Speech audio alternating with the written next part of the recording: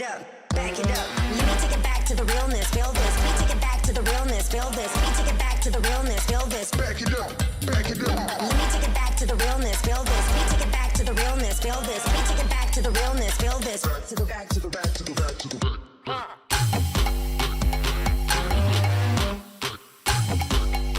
Take it back, take it back.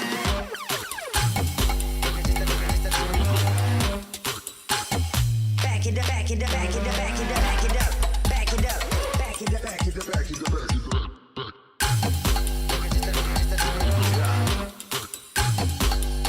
take it back, take it back.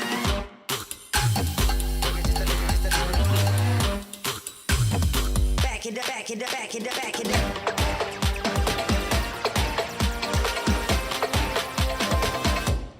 Let me take it back to the realness, feel this. Let me take it back to the realness, feel this. Let me take it back to the realness, feel this. Back it up, back it up. Let me take it back to the realness, feel this. Let me take it back to the realness, feel this. Let me take it back to the realness, feel this. Back to the back to the back to the back to the back. Welcome to the XXL Nutrition HQ. XXL Nutrition is the most popular online supplement brand in Europe. Our proteins, pre-workouts, dietary supplements, and of course our sportswear is developed with the greatest possible care. We are known for providing the highest quality products and the best service. Daily, we are working with a motivated team on new developments, promotions, and quality control to serve our customers in the best possible way. XXL Nutrition is an established name in the B2B and B2C market. Therefore, we can also be found in many gyms, supplement stores, and supermarkets. Offering the highest possible quality is the foundation of our brand. Only the best ingredients and materials are used for our products. Everyone at our company has passion for health and fitness.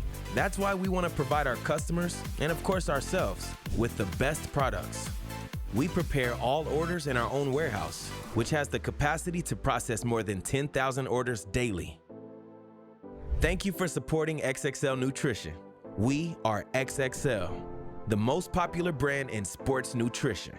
And here, live at the MGM Music Hall in Boston, Massachusetts, we make some more. Welcome to the Rainbow Six Invitational 2025.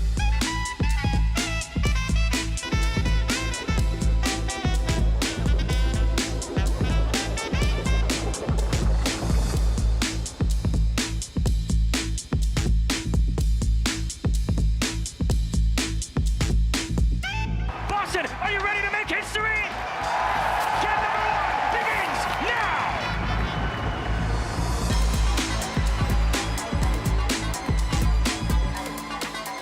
It is Haas Company Academy! It's a one-team! We can't quite see it, the punt. Oh, it's down, a beautiful first! Cyber isn't going to let him just sit on this. Oh, brilliantly played! It seems like Furia might just have numbers, but they've lost a couple. And Philippe Foxy, BDS, steal that round for Furia. He's working a triple for Dream. It's all up to Nate and Philippe Fox now. Numbers in a disadvantage for them. And Nate is on the floor.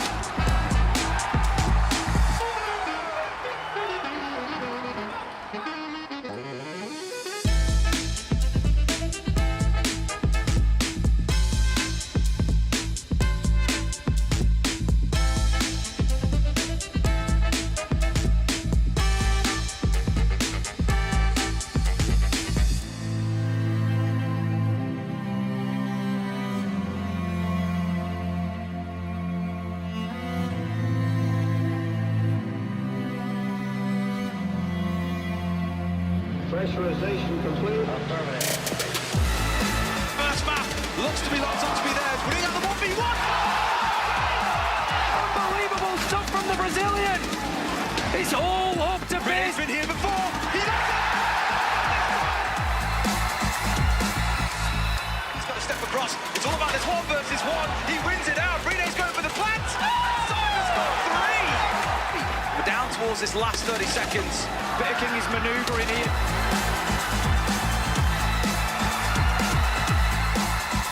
Shot in the back again. Shaiko is going up to him. Finally clutch up big.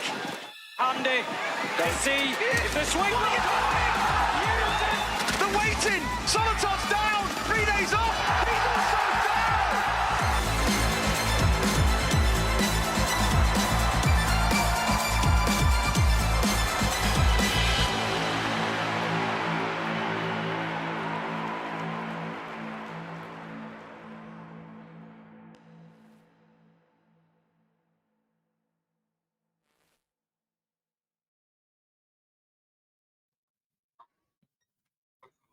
Welcome, everybody, to the Voltage League group stage. We have an absolute stacked match as our starting match for today.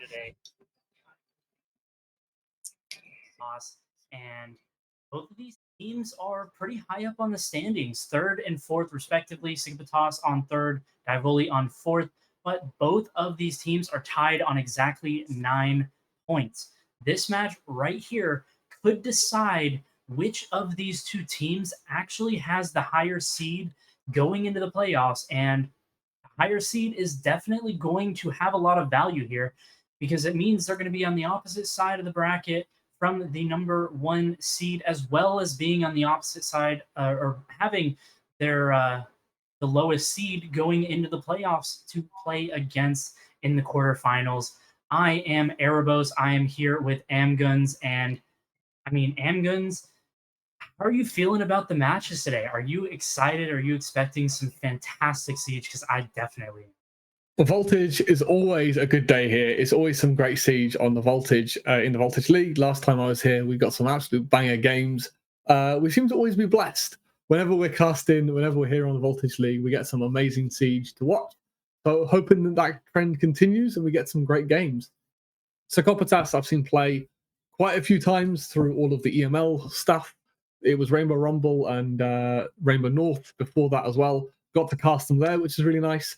We've got Turks up as well later, which should be really good fun to watch. So really looking forward to the games we've got coming. But there's going to be Diavoli versus Psychopatas to kick things off for us. So really excited to see what both of these teams have got in store for us. Yeah, and let's take a look at the standings just so everybody at home can see exactly what we're looking at.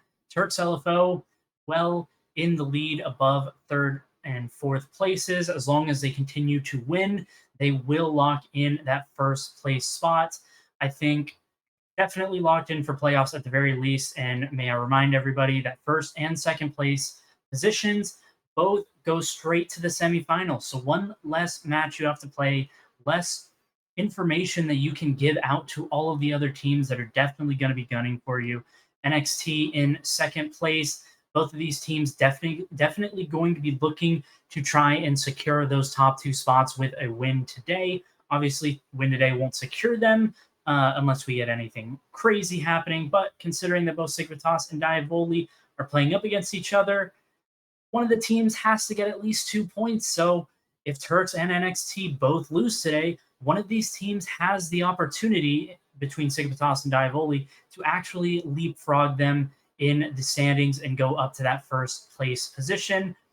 In terms of the bottom half of the leaderboard, Team VIP got the win today because Valor Esports, unfortunately, was unable to participate today. So Team VIP will move up to 6 points. Valor Esports staying down there with 3 points.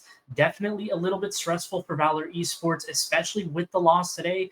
Wild Multigaming has the opportunity to actually jump tie Valor Esports and tie Team VIP in the standings.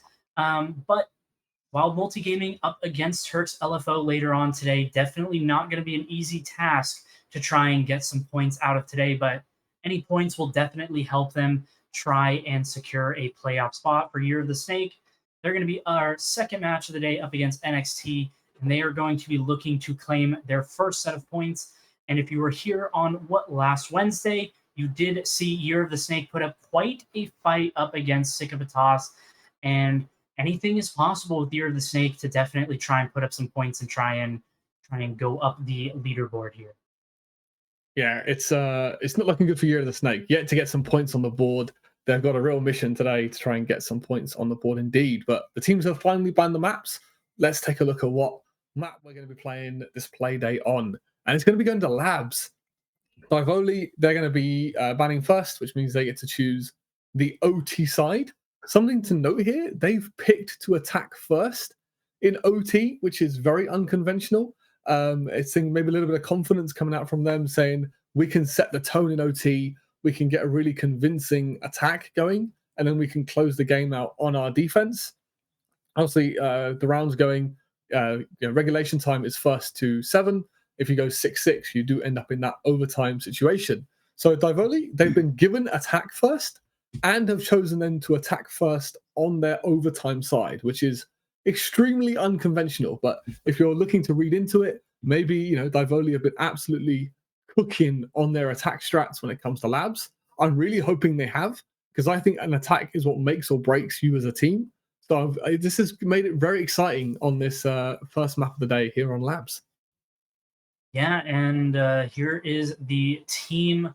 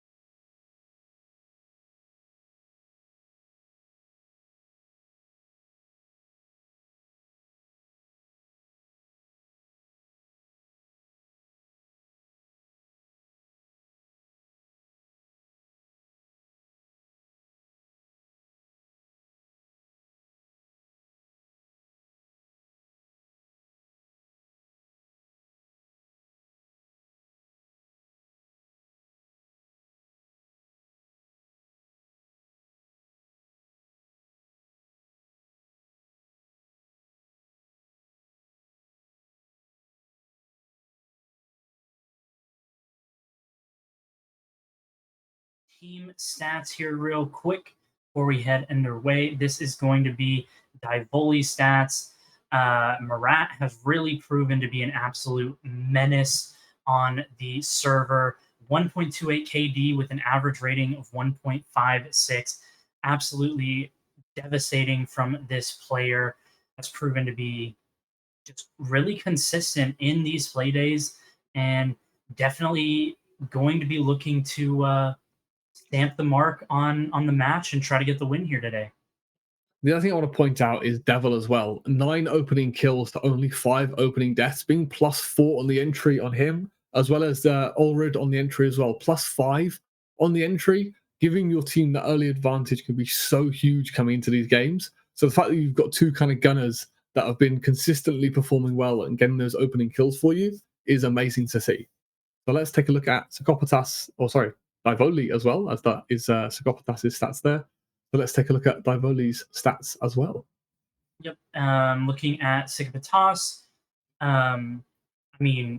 this is a one-man wrecking crew out of Psychopaths. Sharton, 2.24 average rating with a 1.9 KD is absolutely just diabolical out of this player. Raxo also performing fairly well with a 1.22 KD and a 1.4 average rating, but the opening kill to death ratio out of Sharton is absolutely wild to see. 14 opening kills to only 5 deaths. Amgoons, what are you expecting out of this player today in this matchup? Oh, he's got to live up to his reputation, surely, right? He's been dropping absolute bombshells in the Voltage League so far. I don't think he's going to be looking to do anything less than what he's been doing in the previous games. And as we load into this map, everybody is ready, warmed up, good to go as we get this game underway. So who did you vote for? What was your which way did you think this game was going to go? I did actually vote for Sycopatos. I think that they definitely have the edge in terms of just the raw manpower of Sharton, and it's really just going to come down to will Divoli be able to show the consistency, have everybody bragging, and be able to shut down Sharton. Yeah, that player has been a huge influential role for the side of Sycopatas, so they're probably got a real mission ahead of them to shut him down. We're not going to see the Blackbeard and the Deimos coming out. I really like the Deimos ban here. There's a lot of vertical gameplay where he can be crucial in helping roam clear or disposing on slight anchors on that top floor. There's so much verticality available. I think getting the Deimos is a really nice ban coming out from Divoli. Yeah, and I really like the Tubarão ban here coming up for the side of Divoli. I think Tubarão can just be an absolute nuisance, especially on that second floor. Just making sure that that wall stays closed for a long time makes it just difficult for the attacking squad to really gain, or for the defensive Tubarão can make it really difficult for the attacking squad to really gain a foothold into the map, into the bomb site, as Kaid is the last ban. Definitely like that. There's a lot of different ways that you can use that Kaid to try and cause trouble for the attackers to really get those walls and hatches open. Yeah, Sycopatas doubling down on the wall denial. Those, especially the combination of the two of them together, is incredibly strong. And on a map like Labs, where it's almost do or die, the round is either a win or a lose, depending on if you get the walls open. Both of these teams coming out with, when we do want to attack, especially Divoli starting out on the attack, I want as least roadblocks as possible in getting those reinforcements open and getting some access to the building. So, as you said, both of these teams funneling into that matter of there's enough problems to deal with outside of getting the wall open, but let's try and make that part of the round as easy as possible. Yeah, and we see this pretty standard Mira setup here just to make sure that they can really hold those sight lines across the site. This one is absolutely crucial for trying to deny the Maverick, especially. You can pop that mirror window open, you can lob some C4s out that mirror window opening, and just make it really uncomfortable for the Maverick to try to get the wall open. He can indeed, but we're going to get opening kill already. Shorten's going to find one on the spawn peak. That's going to be Arrowhead to fall, but they should might get caught out here. Yeah, an absolute devastating first kill here for the side of Sycopatas. That's going to be the top two rated players from both teams fighting each other, and Shorten ends up ahead out of that one. You're going to see the Blitz trying to make the entryway here, but does pop that goo mine, has to take it out, and then has to right back out the window. Another thing to mention is there's a frost on the board as well. I don't know if Divoli have done Sycopatas have done their homework, but it seems like they've brought a blitz counter. Seems like Divoli want to get very aggressive with their shield, but there is a frost to support this Raptors position. So really nice little bit of team play to give the Azami a bit of support, as Blitz looks like he's going to do exactly that, get aggressive on this window. Yeah, and I mean, after that first opening kill, I mean, we really haven't seen much of anything. Just trying to go through the basics, try and gain this map controls. We see a fight might actually break out here in Garage as the zombie up on the rafters, just ducking away. Gonna see the Grim Bees come out and drive that Azami back away from that position. It's gonna make it a little bit easier here for this Grim to actually try and take this control, but Zombie not fully backing off here, gonna hold on with this nice barricade and going to jump back in. Actually gets tracked by these bees, lasts a lot longer than might be expected, and they're just going to drop off the rafters, reinforce it off, and just try and stall what's left of this crop. And this is where Divoli needs to use the utility they've got left to make this uncomfortable. They've got the ace charges to get this triple wall open, but the problem is, as you can see by the positioning, it's a very one-dimensional take at the moment. All of this pressure is stacked up towards this warehouse side, and with a minute to go, is it going to be enough to just force the issue through this breach with the utility they've got left in their back pocket?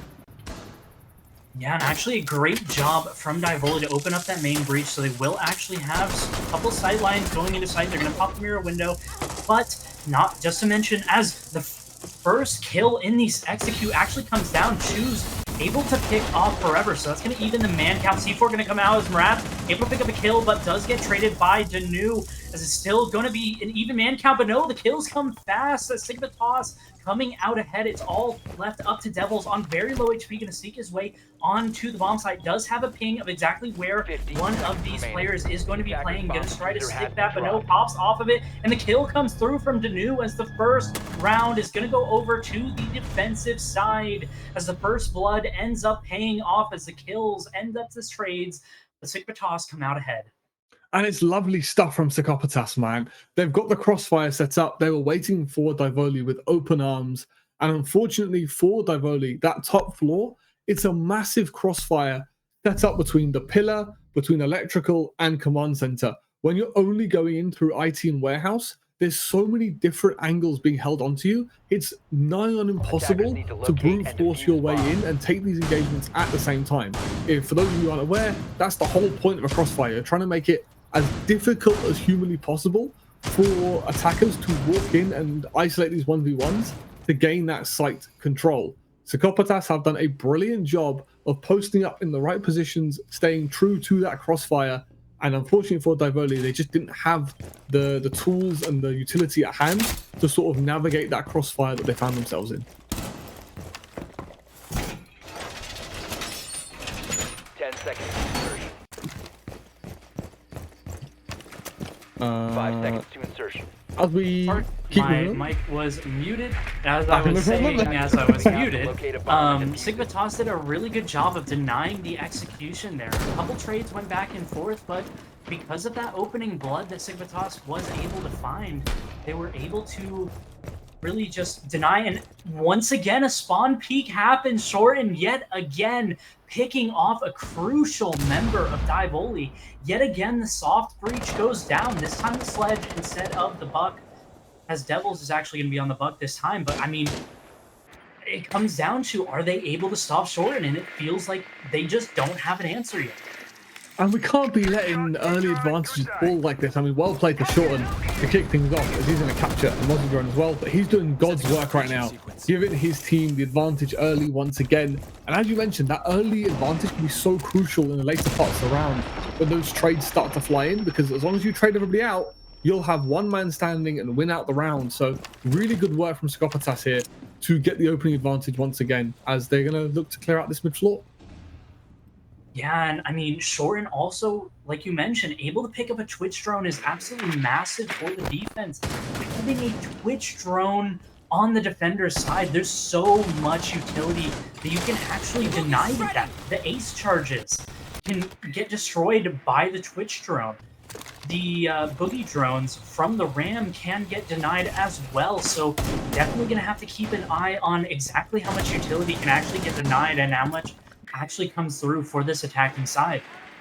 And this is really good work from Divoli though, even though they've lost a man. You might be thinking, why has nothing happened since this opening kill?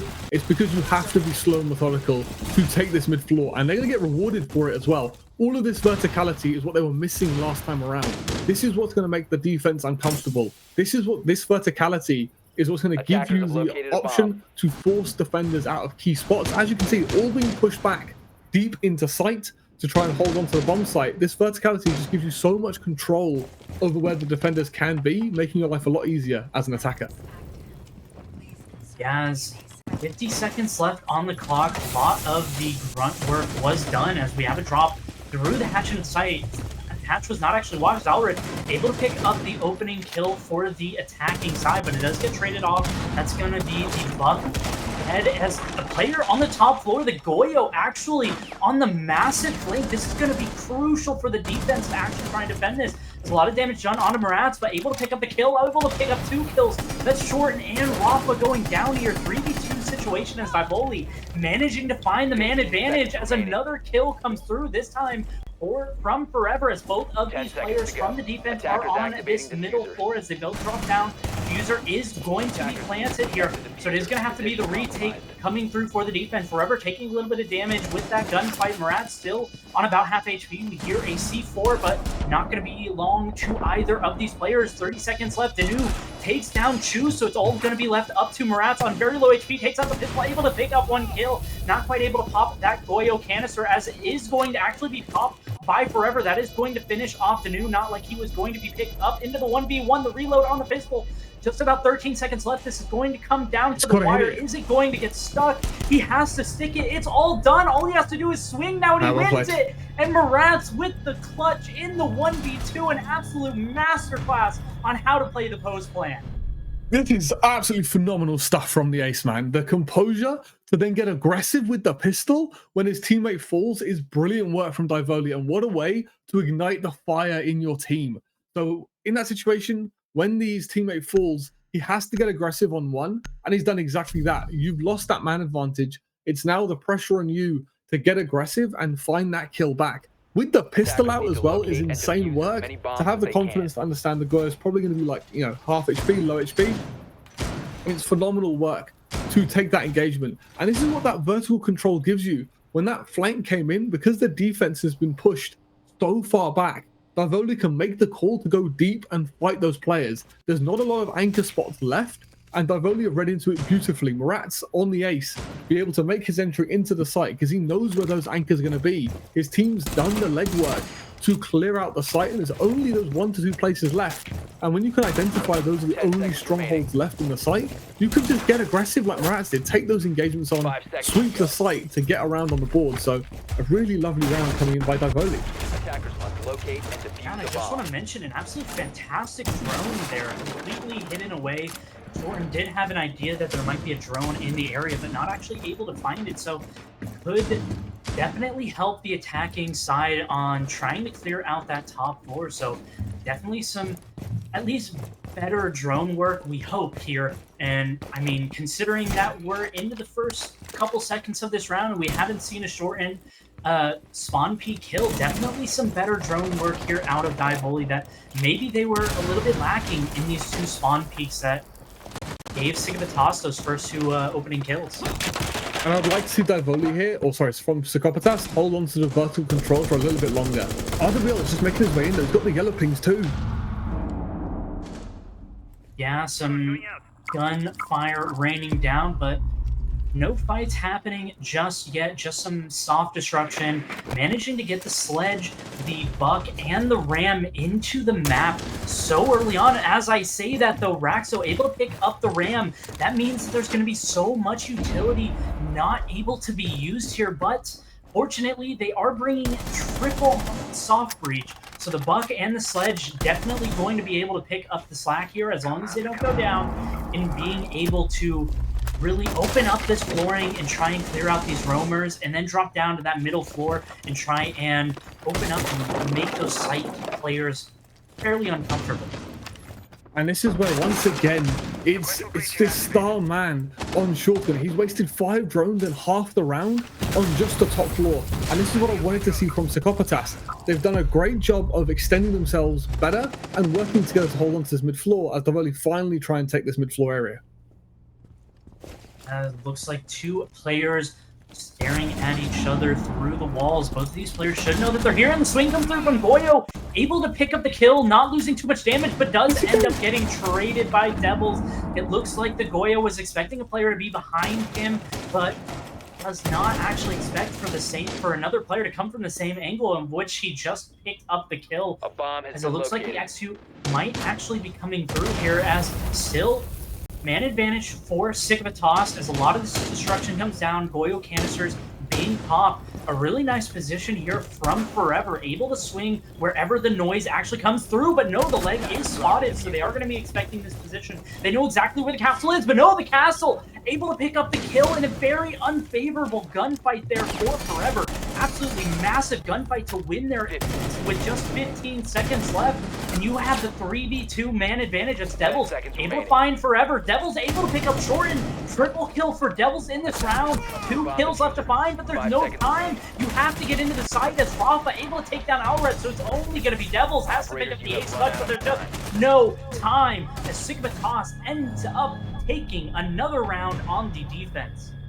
This is brilliant time denial coming in from Psychopaths. That little roam game, they were much more confident in hanging around the mid floor this time around when that verticality operator was taken off the board. As that round fell early, they didn't have as many tools available to get as nice vert onto the second floor. to clear out that second floor as effectively as they did in the first round. Or in the second round, I should say. In that second round, they did a great job of clearing that roam game, but Sagopatas making it way more difficult in that last round for Divoli to get a foothold on the second floor especially, and that's what's given them the success, as they're going to be opting to go back to top floor as that is now available to them. Interesting that we're not going to see a storage come out. I think storage can be especially effective due to the amount of verticality available to it. It's very similar to the mid floor on Lair. The top hold floor can be extremely strong, but then obviously you can fall back to the mid floor as well. But Sagopatas, they had a very stable hold on this top floor last time around, so I can't blame them for wanting to repeat the site. 10 seconds left.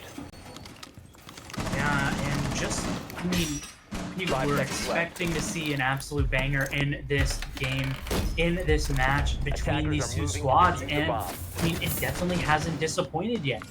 2-1 the scoreline, and it's been back and forth this whole time so far. I mean, Guns, what are you expecting? Are you expecting this to stay back and forth, or are we expecting to see maybe one team find an advantage here in the next couple of rounds and really try and really cement an advantage as we go deeper into this match and eventually into the second half?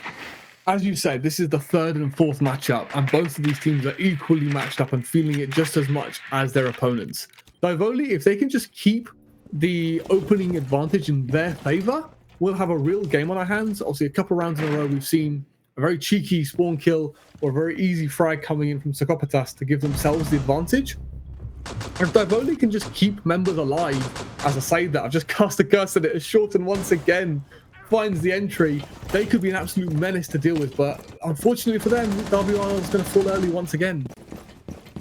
Yeah, and it doesn't even look like anything crazy out of Shorten, just holding the rafters, as it seems like the Grim just maybe got a little bit too aggressive, not using the utility properly, and just gets absolutely obliterated in the gunfight that you don't want to take up against Shorten. But already able to pick up a kill, and Devil shuts down Shorten, so they are able to pinch that player on rafters. It is going to be interesting to see if they're expecting another player to actually be on that position, but Forever able to take down Murat as jumped through the window, and it looked like they were about to drone it, but didn't actually go far enough with the drone, and just the hop and the lazy jump in through the window, and I guess they just really weren't expecting another player to be playing that position.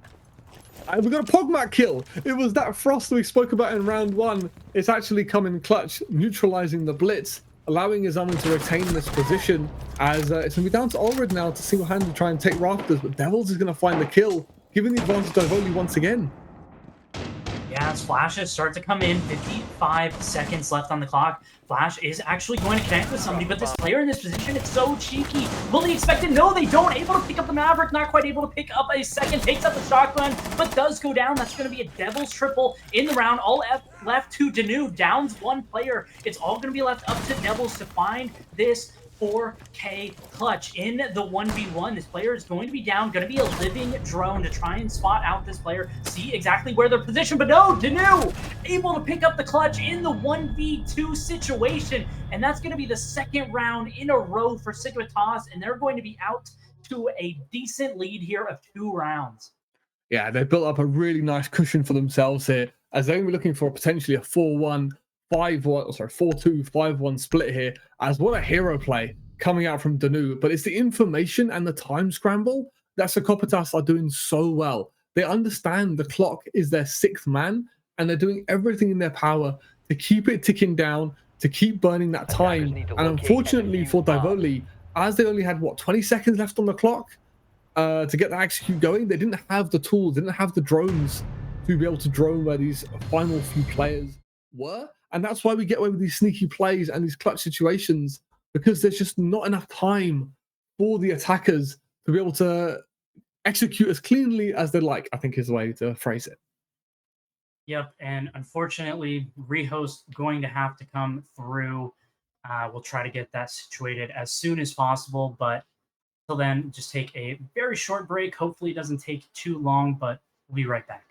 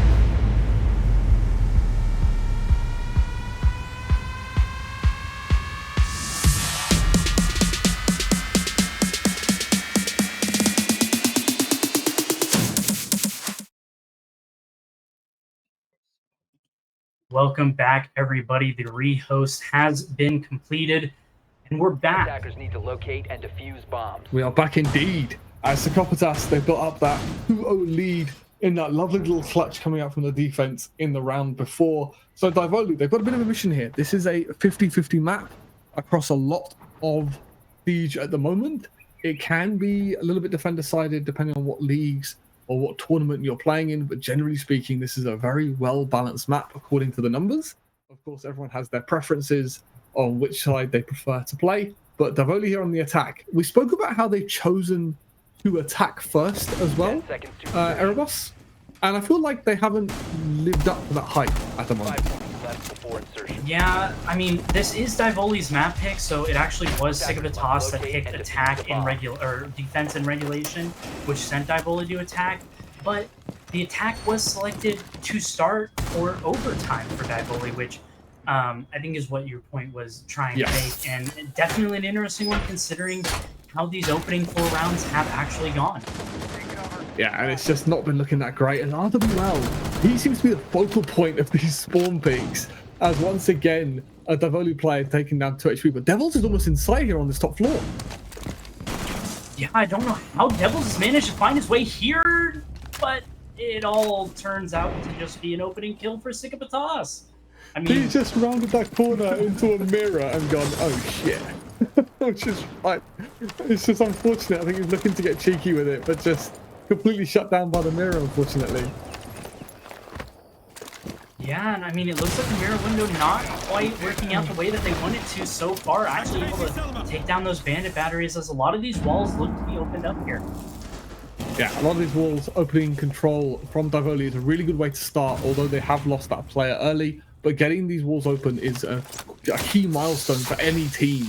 It's one of those basics that you just have to do.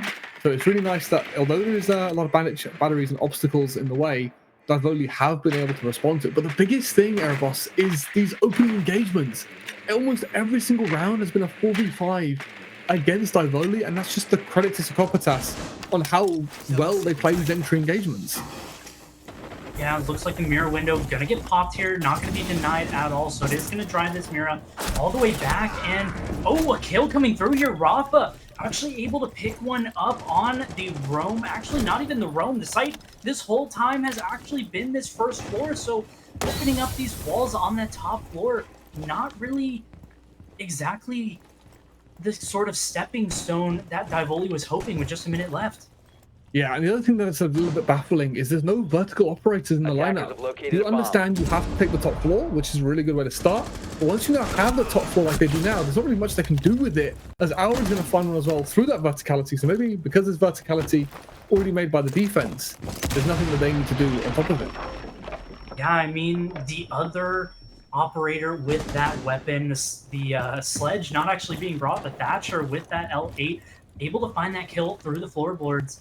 As just about 25 seconds left on the clock. Man advantage still here for Psychopaths, but a good start in this execute for Divoli. They just have to manage to secure this as a drop down to the basement actually coming through here and able to pick up the kill as the diffuser starting to go down. Marat evening this one up, and the diffuser going to put a time sink into the defenders, but they're able to pick up a kill and get a man advantage here. 3-2 C4 going to come out, not quite going to be able to connect on the player on Repel, as Marat going to have to go up through the stairs. The jump out of the Mira is actually going to work.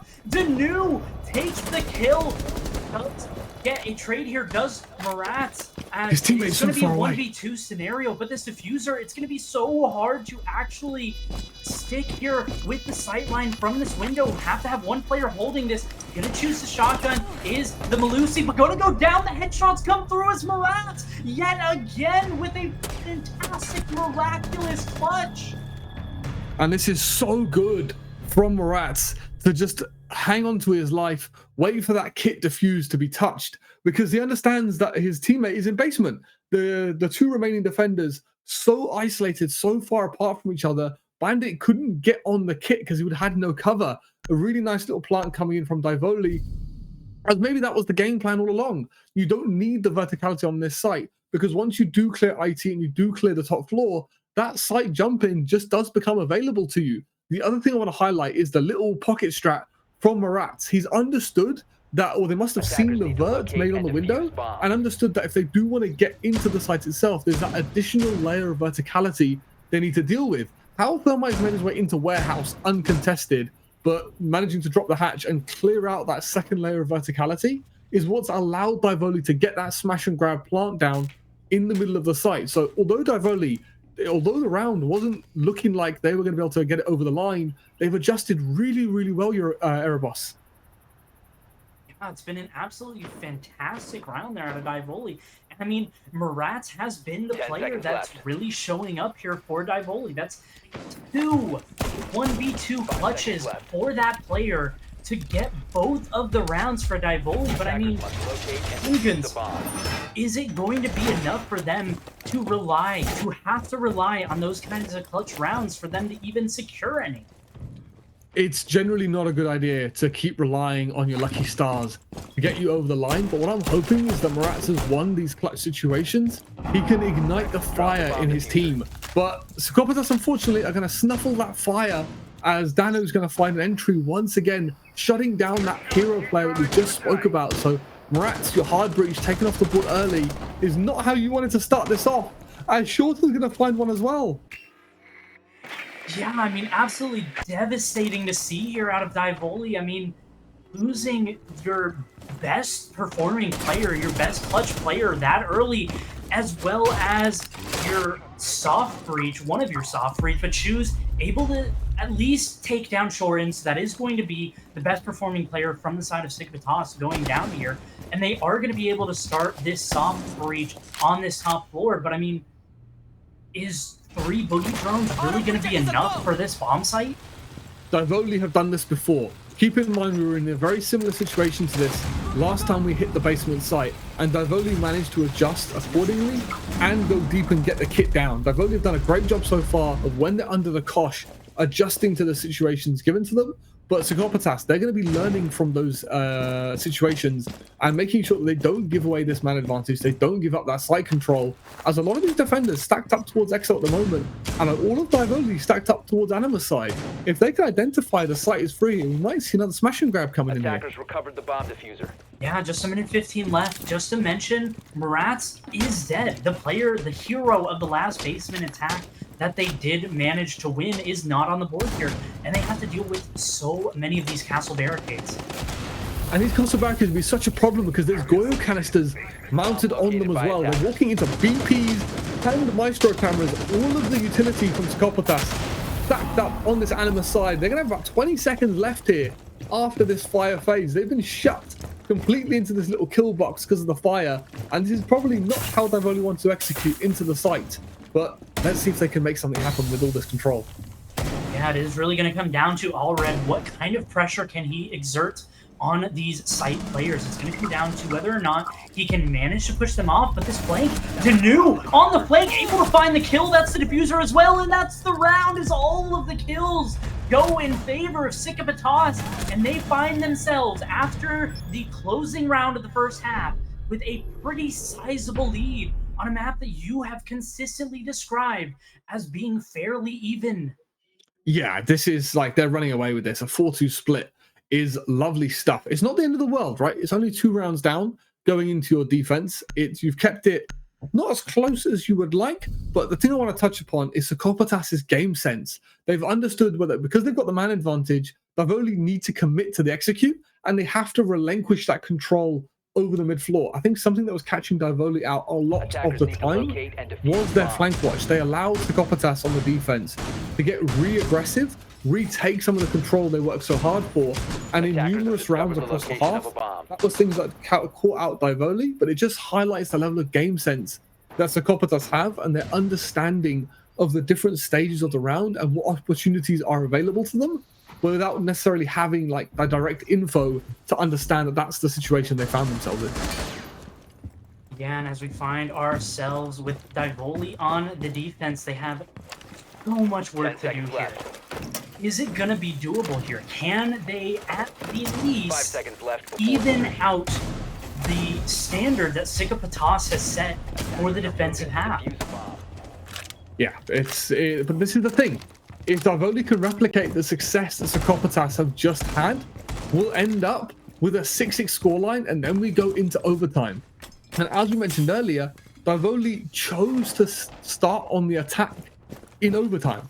So if Divoli can put some really good defenses together here, this game could get really interesting really quickly. And I love to see the Devils. He's got the bandit batteries in hand, looking to trick that wall and at least try and slow down the side of Securitas from making their entry into the building.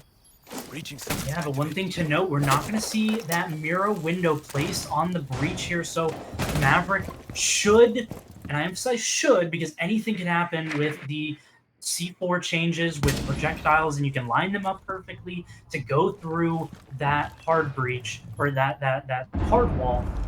But shouldn't have too much hindrance for the Maverick to actually get that wall open. And what do you reckon about the Buck DMR? Not something you see every day. I think they're looking to clear this bandit out by getting the Buck DMR. But like, are you a fan of the Buck DMR? Is it something you've ever used? Personally, I absolutely love Buck's the C8. I think that it is just hands down the better weapon. Just spamming through walls, you want that soft destruction so you can really kind of get through it. But the DMR, I mean, we live in a day and age of Siege where the DMR is never a bad choice. It can always just do whatever you want with it. You can do some soft destruction with it. It has high damage, so anything really can happen. I think it just comes down to what do you want to do with that gun? And it seems like it's a complete vertical take coming from the meeting side. I love that we've got a gridlock and a Buck below.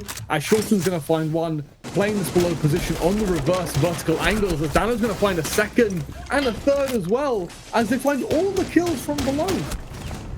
Yeah, and just a flawless round out of Securitas. It was slow at the start, but I mean, they just absolutely bombarded that site from absolutely everywhere. I mean, how does something like that happen just in a span of seconds?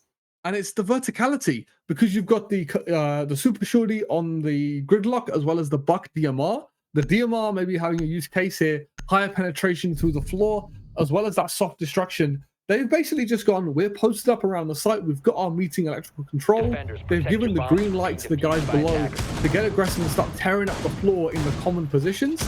That's exposed the defenders to the remaining attackers that have put the net from that meeting site, as they've just found all the kills. I think they're really realizing they had to get aggressive and challenge those players on the top floor, but Securitas were having none of it as they shut down that aggression and claim the 5th round in this game.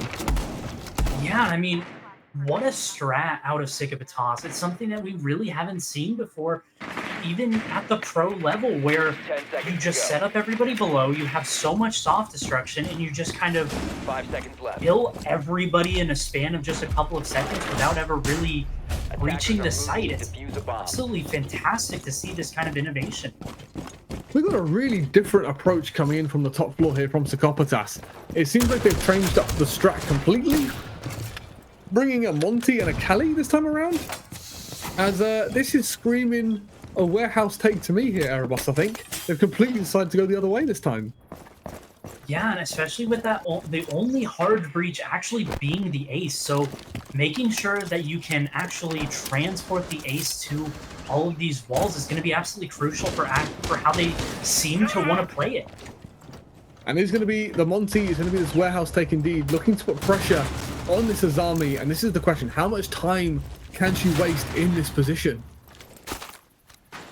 Yeah, and I mean, that barbed wire, they're definitely going to try and stop them as... No, the Florence drone actually getting shot out from the door. That's going to be absolutely crucial for halting the progress of the Monty, but Devils able to pick up a kill as well. That's going to be the Kali going down. I believe the wall did actually end up getting opened up, so the util at the very least from Kali proving to be useful.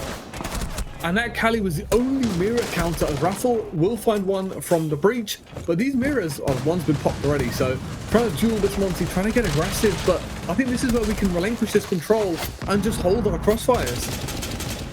Yeah, the attack starting to get really aggressive, and we see the usefulness of this DMR, able to open up these sight lines here with the buff. Don't actually have to swap to the Skeleton Key to actually pop that open, as Wall's going to start to pop this Monty on Raptors as things start to slow down here in the last minute.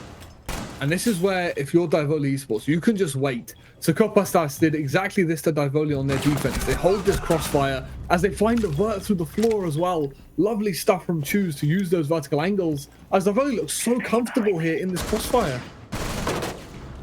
Yeah, and another kill here, though, coming forward, double kill for All Red. It's only going to be left up to Monty, but no, able to pick up the first. And was that a down? Was that 2 players? No, it was a team kill from RWL, and the pistol kill goes through my God, again. there's no way. Forever in a 1v1 up against a player that is on fairly low HP. The Diffuser starting to get stuck in this smoke.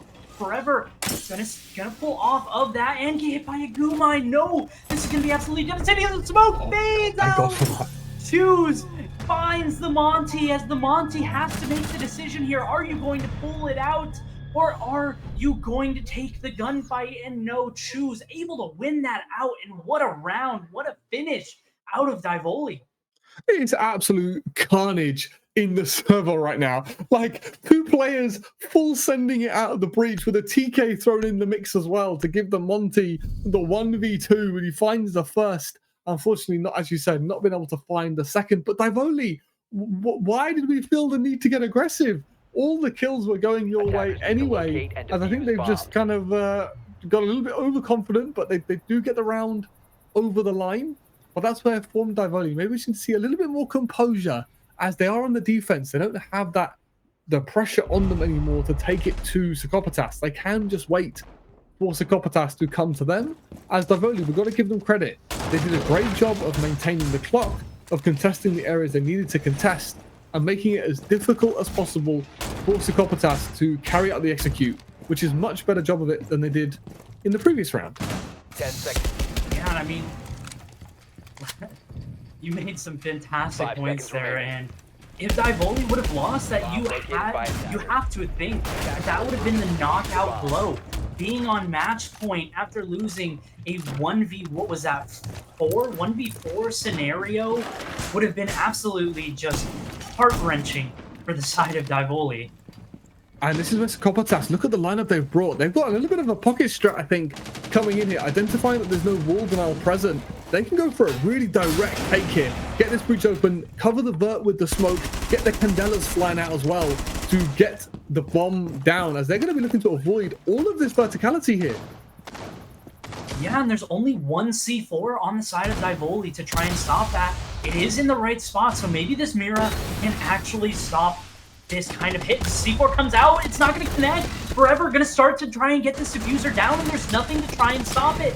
3, 2, 1, it's down. As that Diffuser goes down, the Monty going to be extremely annoying here in this situation. The Mira able to make their way over to the Diffuser, able to pick up 1 kill. Has to be aware of this next player on the other side, as Trade going to come through 4v4 in this scenario. The vertical not being watched. We might see something, but no, the stick, no, the trade comes through as Forever goes down, but the Diffuser also goes down as the pistol comes out, and it's got absolute carnage, and the attackers win the round. Psychopatas in electrifying fashion managed to take the round on Basement and get themselves onto match point in a absolutely heart-wrenching round for Divoli. Psychopatas, man, keeping it old school, back to basics. We're just going to hit the site because there's nobody home. As Divoli, the strat is good. They've identified the need to hold the rest of the site to deny the verticality. But Psychopatas have just decided we don't need no verticality. We're just going to open a breach. We're going to throw the kitchen sink at you and get that kit down. And I love the fact that Monty's planted in an off spot as well. You saw the C4s raining out onto the normal default plant spot, but because Monty's understood that that's where all of the utilities going to be thrown from the defense, they can plant in that off spot. And the other thing is the Monty, because of the amount of smoke coverage and the cantellas between the Capital and the Ying, he's managed to make it out of the site as well. And that amount of info the Monty can give you once he manages to escape the site is unreal. And that's how Psychopatas have managed to deal with the retake so well, because there's just so much information available to them. And this is where Divoli, unfortunately, need to dig deep if they want to fight for this second place, I believe, the winner of this game will go to. the winner of this match will go to third place in the standings if the two teams in first and second win their matches later on today. If first and second place both lose, then the winner of this will actually will take over first place.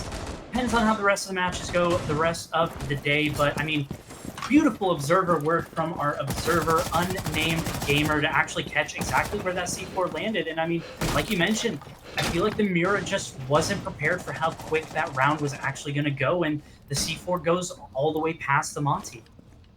And Sean's making a really quick entry here. This is really cool stuff from Psychopatas to identify the free real estate to try and sneak bodies in, as it's a little bit of a carnage lineup coming in from Psychopatas. Really mixed match jumble of operators to try and attack this site, as Devils might have the flank here. Yeah, and beautiful goo mine there to make sure that Shorten, the knock, can't actually go unnoticed, as a little bit of a slowdown. But I just want to mention that I love the strat that came out of Psychopatas last round. They had some rounds of wiggle room to spare, and they just said, well, if we lose this round, then maybe we have a better chance of getting the match point on the tertiary bomb site, and they really sensed it and managed to pick it up. Yeah, they have indeed, as it is this top floor that Psychopatas need to deal with, a very similar extension to what they themselves are running, as they're going to be trying to use that blitz to clear this top floor. These Maverick holes make it a little bit uncomfortable, but the blitz is just in. Yeah, no, from the back, Shorten on the Nook, able to pick up one kill, not quite able to pick up the second yet, just playing with his food, wasting the ammo as kills go down on the other side. Maratz going huge, picking up 2 before going down, but it is still going to be the man advantage here for Psychopatas. 3-2, make that 3-1 as Raxo from the back able to take down Choose. It's all going to be left up to the Legion of Alrad, but no, the stairs are the end. The stairs are the close of this map, as down goes Divoli in an absolute masterclass out of Psychopatas. If you want to talk about sneaky plays, rat tactics, Psychopatas have just given you a masterclass in the Lurker game. They've sent a 3-man party in towards that meeting side with the Blitz to give him some cover, but the real heroes were the backstabbing operators on Shorten and the Knock, finding one each to kick things off for us in that potential last round, or in that last round. Psychopatas absolutely dissecting, giving us an absolute masterclass on how to attack labs, as it was just a phenomenal take to coming in from Psychopatas to pick apart that top floor extension. And I mean, just absolutely devastating gunfire, and I mean, the players from Psychopatas just really showed up and found the impactful kills. It felt like they were always at a man advantage throughout this map, and I mean, when you find yourself at a man advantage consistently, then you are going to be consistently winning those rounds, and it's all going to come down to kind of the closeout factor for your team. And unfortunately for Divoli, it seemed like the clutch factor of Maratz just wasn't enough to really push them over the line. And I mean, really, it wasn't even enough to really contest Psychopatas and make this a tough series, an uncomfortable series for them. Yeah, Psychopatas, I think this is a case of, it's just their experience showing. This round was bonkers, by the way, in the 8th round. It was a 1v4 coming down to a 1v2 because of the TK and Maratz falling as well. We've got to give so much credit to this little pocket strat as well. And this is where Psychopatas, they've been around for so long, and this is what an experienced roster gives you. You get that synergy with each other that you only get by being around and being a team with each other for so long. You just know how each of your players is going to react to different situations. And especially in this last round we're watching here, Psychopatas just knew that their teammates were going to be in the right moments, have the right timing to swarm onto this top floor. And in this little brief 3v3, they never took their foot off the gas.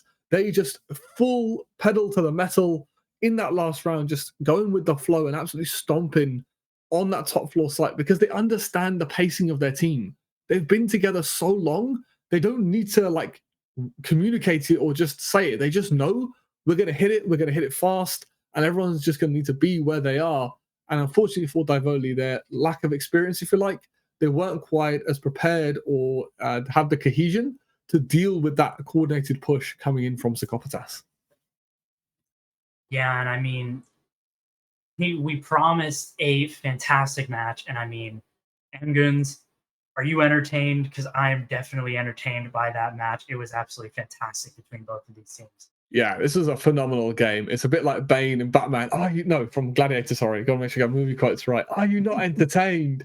We've got all the action here on the Voltage League. It's great to see we get these amazing games outside of the EML quals or outside of T1. It's great to be able to watch some amazing Siege, as unfortunately for Divoli, they weren't quite on the money today, but an absolute masterclass coming in from Skopotas.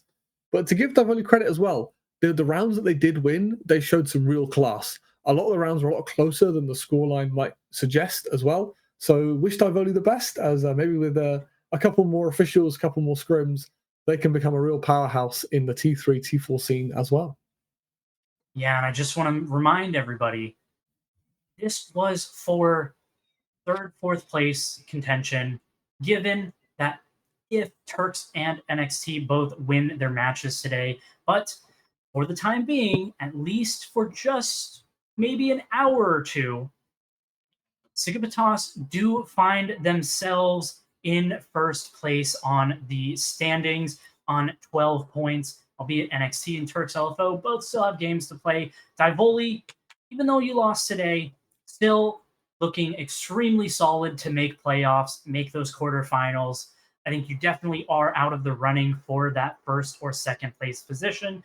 So definitely won't be going to the semifinals straight away, but should find solace, should be in the playoffs, should have a decent seeding given that they win their remaining matches, make them close. I believe they do still have to go up against Turks LFO. So definitely going to be a tough matchup for them. Yep, they do have to play Turks LFO. Both of these teams have to still play Turks LFO. Our team coming into the day that was in first place and looking to be extremely strong. So given how the standings have gone so far, should see both of these teams right around the same place and be on the opposite sides of the bracket from each other. So maybe, just maybe, we could end up with a rematch between these two teams if they both make it to the grand finals. But I'm going to head to a short break. Up next is going to be NXT up against Year of the Snake. Should be another banger. Year of the Snake looking to try and fight their way into the playoffs, sitting on 0 points. Team NXT is in second place now, third place given the current live standings, looking to try and jump Frog. Sigibatos to try and head into first place, at least until Turks LFO have their match. But until then, we'll be right back with, after a very short break, Erebos and Amgoons. We'll be right back. See you soon.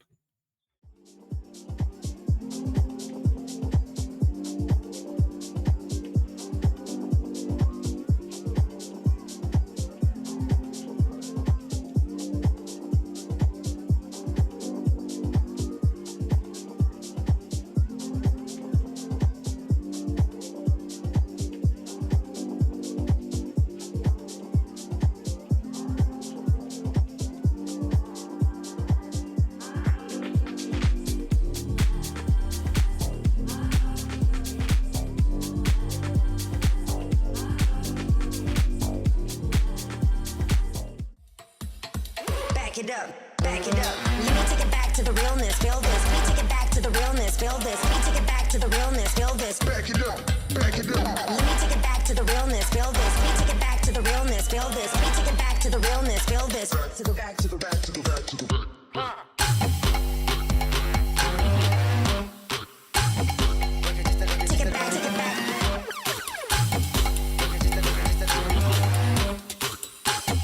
Take it back. Take it back. Back it up. Back it up. Back it up. Back it up. Back it up. Back it up. Back it up. Back it up. Back it up.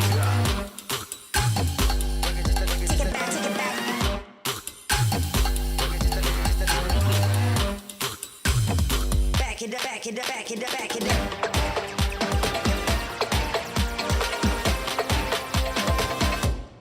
Let me take it back to the realness. Feel this. Let me take it back to the realness. Feel this. Let me take it back to the realness. Feel this. Back it up. Back it up. Let me take it back to the realness. Feel this. Let me take it back to the realness. Feel this. Let me take it the realness. Feel this. Back to the back to the back to the back to the back. Welcome to the XXL Nutrition HQ. XXL Nutrition is the most popular online supplement brand in Europe. Our proteins, pre-workouts, dietary supplements, and of course our sportswear is developed with the greatest possible care. We are known for providing the highest quality products and the best service. Daily, we are working with a motivated team on new developments, promotions, and quality control to serve our customers in the best possible way. XXL Nutrition is an established name in the B2B and B2C market. Therefore, we can also be found in many gyms, supplement stores, and supermarkets. Offering the highest possible quality is the foundation of our brand. Only the best ingredients and materials are used for our products. Everyone at our company has passion for health and fitness. That's why we want to provide our customers, and of course ourselves, with the best products. We prepare all orders in our own warehouse, which has the capacity to process more than 10,000 orders daily. Thank you for supporting XXL Nutrition. We are XXL, the most popular brand in sports nutrition. And here, live at the MGM Music Hall in Boston, Massachusetts, we make some more. Welcome to the Rainbow Six Invitational 2025.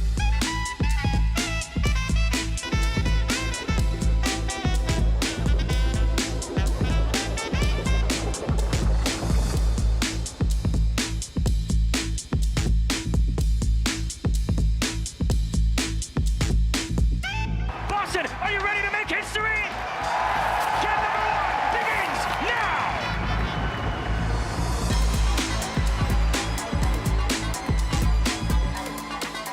It is Hasa Company Academy! It's a one-team! We can't quite see the punt. Oh, it did a beautiful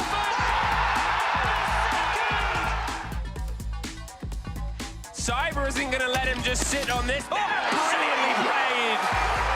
It seems like Furia might just have numbers, but they've lost a couple. And Philippe Foxy, BDS steal that round for Furia. He's working a triple for Dream.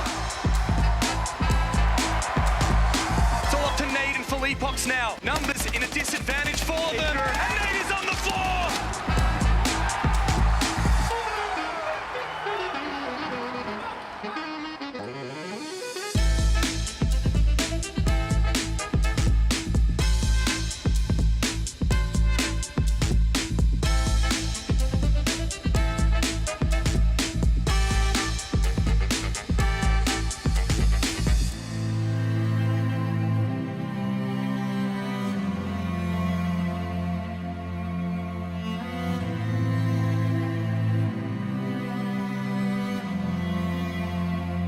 Pressurization complete. First map looks to be locked up to be there. Putting out the 1v1. Unbelievable stuff from the Brazilian. It's all up to He's been here before. He's got to step across. It's all about this 1 versus 1. He wins it out. Rene's going for the plant. Simon's got 3. We're down towards this last 30 seconds. Picking his manoeuvre in here.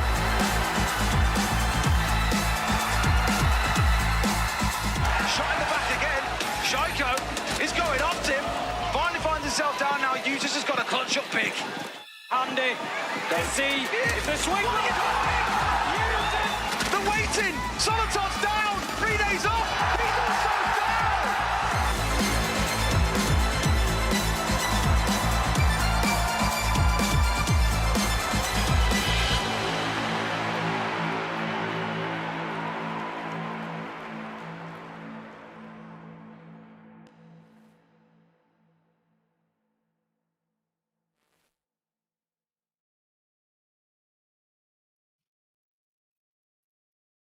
Welcome back, everybody. Our first match, definitely a banger. Our next match is absolutely crucial for both of these squads. NXT looking to secure themselves top 2 and find themselves into the semifinals. A lot of work to be done even after today for both of these squads. Year of the Snake, if they manage to win, they definitely still can make playoffs. They are not out of it yet, even though they don't have any points. This is a do or die situation for Year of the Snake. They have to start to put together some momentum and try and get some points on the board to try and make themselves get into the playoffs. And what a team to make it happen as well, right? NXT sitting towards the top of the leaderboard right here in Voltage League. If Year of the Snake can make something happen here, if they can get any kind of points on the board, as you mentioned, it can be crucial into getting them into that playoff zone, right? Top 6 out of 8 go through to the playoffs. So if Year of the Snake can get something going here, it'll be really, really good for them. So let's take a look at, let's go map bans and then see what map we're going to be going to for our second game of the day. Ooh, looks like we're going to go to Clubhouse. That is one of my favorites to watch, to play, to cast. It is just a fantastic map that really puts both of the teams at odds because it is such a distinguished map. It is such a well-known map, so shouldn't see anything way out of the ordinary, and we should see the best team winning this map. And maybe just maybe somebody's cooking in the kitchen, and we might see something a little crazy. But yeah, how do you feel about Clubhouse? It's basically the new Oregon, right? I think since Oregon was removed from the map pool, Clubhouse has become one of the new standard maps. I think that everybody knows how to play. I know NXT especially have played this map a lot. They are very well drilled on this map, but I'm hoping because it's such a well-known map that the Year of the Snake can do such a good, they can do well on it as well, because it's not complicated, right? I think everyone and their grandma knows how this map should be played. Whether you do actually play it that way, obviously, is a whole different story. But it is going to be NXT starting out on the defense as well. Yep, and let's go ahead and take a look at the line.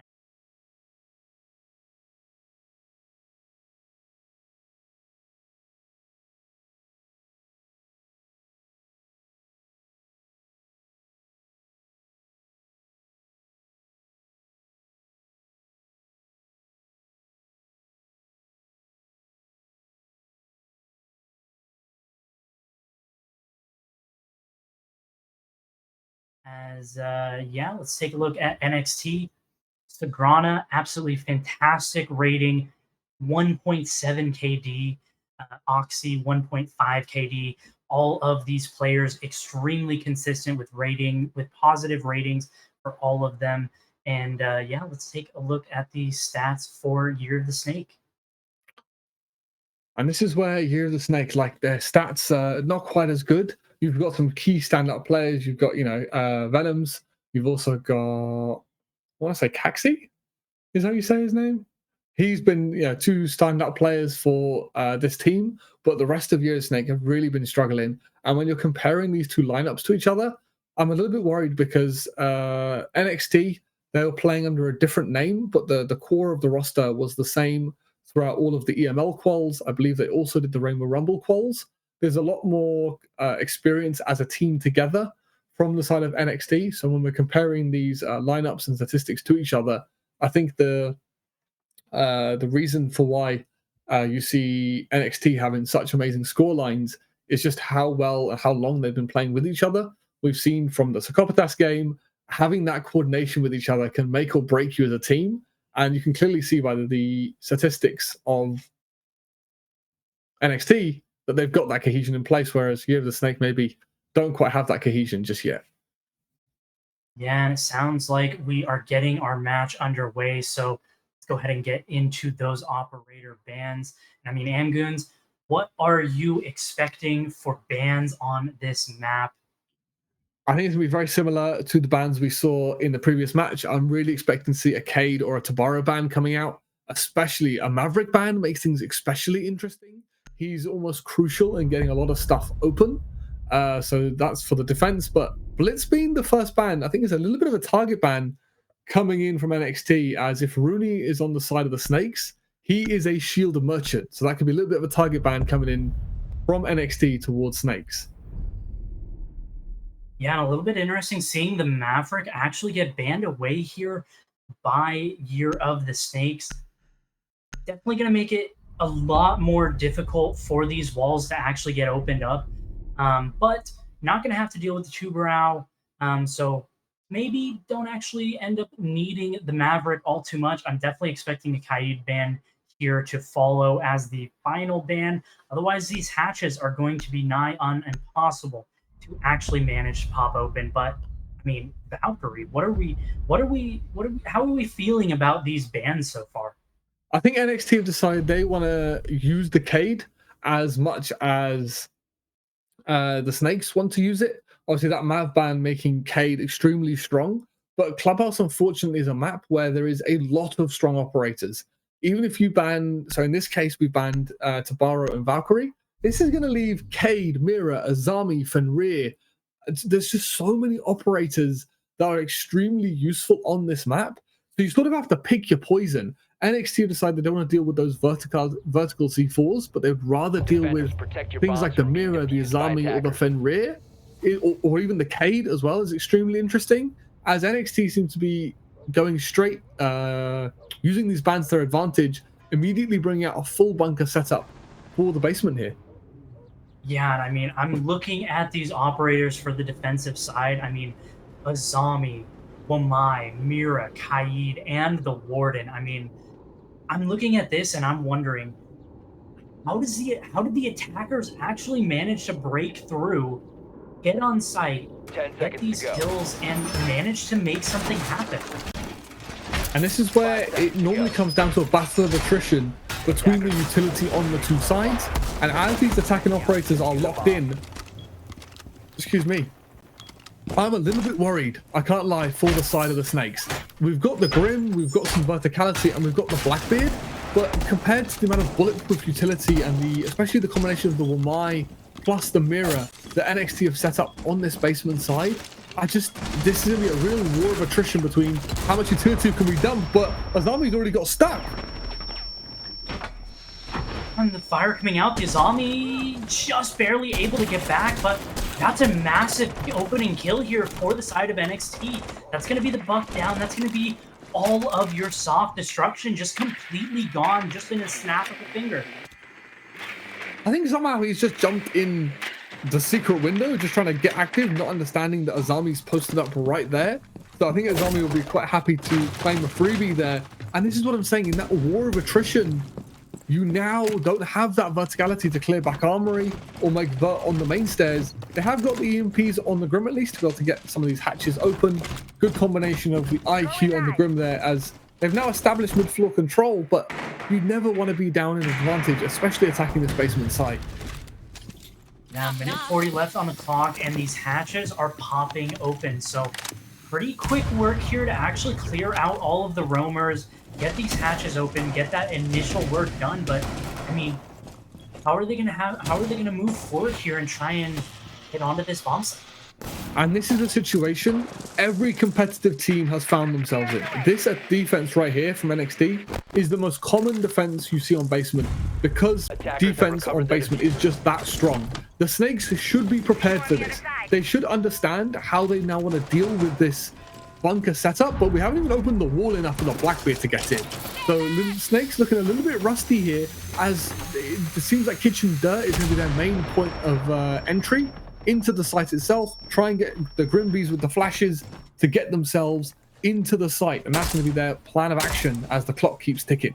Well, this one, Mai proving absolutely invaluable, capturing one of those canisters, but it is going to push this Mira back off of the window, so not quite going to be able to hold there, as drop looks like it might come through here, but it might end up being the death of this Blackbeard, because B's going to come out, not quite going to spot anybody, as the Wamai Magnet going to catch something else as well. And with 20 seconds on the clock here, they need to get a move on, like get this utility going, as you're not going to get into the site. Oh, what a nade! It's actually going to find the trade, but all of the kills, no, it's going to still go back and forth, but this opening kill going to prove valuable. It's going to be a 2v2 situation with just 8 seconds left. That diffuser going to start to go down as these players, not entirely sure where they are, but no, the first kill of this 2v2 goes in favor of Year of the Snakes as NXT find themselves in a 1v2 situation. Oxy, the Mira, has everything to do here, finds the first headshot, has to find the next kill, has plenty of time to work with here as long as they don't waste a lot of time. C4 are going to come out, not quite going to be able to connect, not even going to find a lick of damage, but no, this Grim, no, he sees him, spot, surely. Not quite the FOB to actually capture that. No, the run! You're running, but you still manage to find the kill as Fire is not quite ready for that re-swing, and Oxy's able to find the clutch and find the defuse as just absolute throw from the Grim there. I don't understand how the Mira hasn't seen Grim. He's crouch walking through the rotator. It's not even like he's quick peeked it and you maybe missed him. It's just flat out didn't see him, which is carnage. But NXT, I think they really got away with one there. They had a really good 4v2 situation, but then Fire, he found a double entry pushing down Blue. NXT just seemed a little bit all over the place. Snakes looked a little bit all over the place. They were initially going for that dirt push with I thought was going to be a kitchen hatch. They rotated everyone over to that blue side, but it somehow worked out for them as they brute forced their way through generator and to get that kit down. But then absolute hero play from the Goyle on the defense to clutch out the 1v2. And this is where, unfortunately for Snakes, they just had to relax once they got the kit down. They offered up those individual 1v1s, which unfortunately NXT capitalized on really, really well. But an absolute bonkers first round to kick things off for us. And I mean, like I said at the start of this match, don't sleep on Year of the Snakes. They definitely can come out here and really be a force to reckon with. And I mean, they showed that. And unfortunately, they weren't quite able to come out ahead in the clutch there. But these rounds are going to be as close as that throughout this match. I mean, this might be just as good, if not better, than our opening match of the day. Yeah, it's absolutely brilliant stuff to kick things off for us. As NXT, they did really, really well to deal with the initial push onto the site, but it is going to be moving up towards Gym, which has now become the second favored site. Once upon a time, for those OG members in the chat, it used to be CC as the primary site. I think Bandit tricked the wrong wall. He's Bandit tricked the wrong wall. Great idea coming in from NXT to sort of delay the attack, but he's not going to be able to get the Bandit charge in time.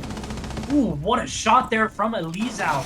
Able to find the opening kill here for the side of Year of the Snakes. And, I mean, last round did not go in favor of Year of the Snakes, but able to pick one up this round. And it's really interesting how so many teams are now favoring this Con extension compared to what used to be the CC extension. You've got Oxide and you've got Ben posted up side by side to hold on to Connector and keep wasting as much time as they can. As the wall going to be breached here, the Azami proving invaluable in both of these rounds. Able to stall for so much time, blocking off all of these angles. But this window may prove... Nope, not quite proving fatal just yet. But just able to sneak away is that defender. And, I mean, it's coming down to the wire here. A lot of close calls for both of these squads. And this is where Snake's doing a really good job. They found an opening kill for their troubles. They've now made their way up the connector as well. But this is where we really need to send somebody over towards that Jacuzzi side or start making use of this highway pressure. There's two players down below from NXT, maybe looking to deny this plant from below, use that verticality from the information on the Maestro cams, but the attack going deep into Logi here. Oh, and what a C4 from Oxy. Absolutely massive to take down the Monty as Fire able to pick up one. Penguin managing to find the trade on a completely different player as Penguin going huge here, but does get shut down by Caxi. 2v2 scenario, 50 seconds left. Both of these teams with plenty of time to work with, not a lot of... Drone actually able to spot out this player on these stairs.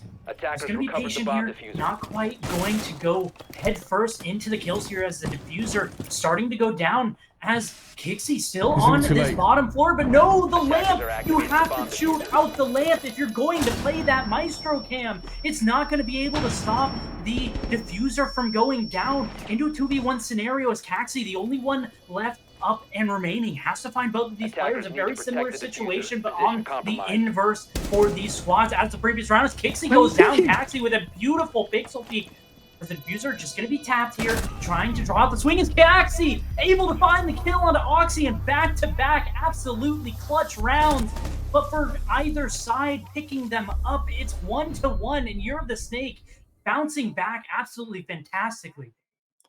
What a round from the Snakes to somehow get the kit down and to win the 1v2. We've got a 1v2 from both teams in the first 2 rounds of this game. As I thought it was all over, the amount of information that the NXT had available to them to deny that plant, but it's just that little misplay coming in from the Maestro. He doesn't need to swing until his bandit's in position. They have to take that fight together, or they have to at least bait the plant and get the Thermite to swing into their crosshairs. They've made it too easy for the Thermite, in my opinion, as he just...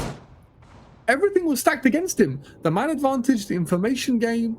I think NXT had everything they needed there to get that clutch or to make that retake possible, as that absolute carnage unfolding on the lobby area.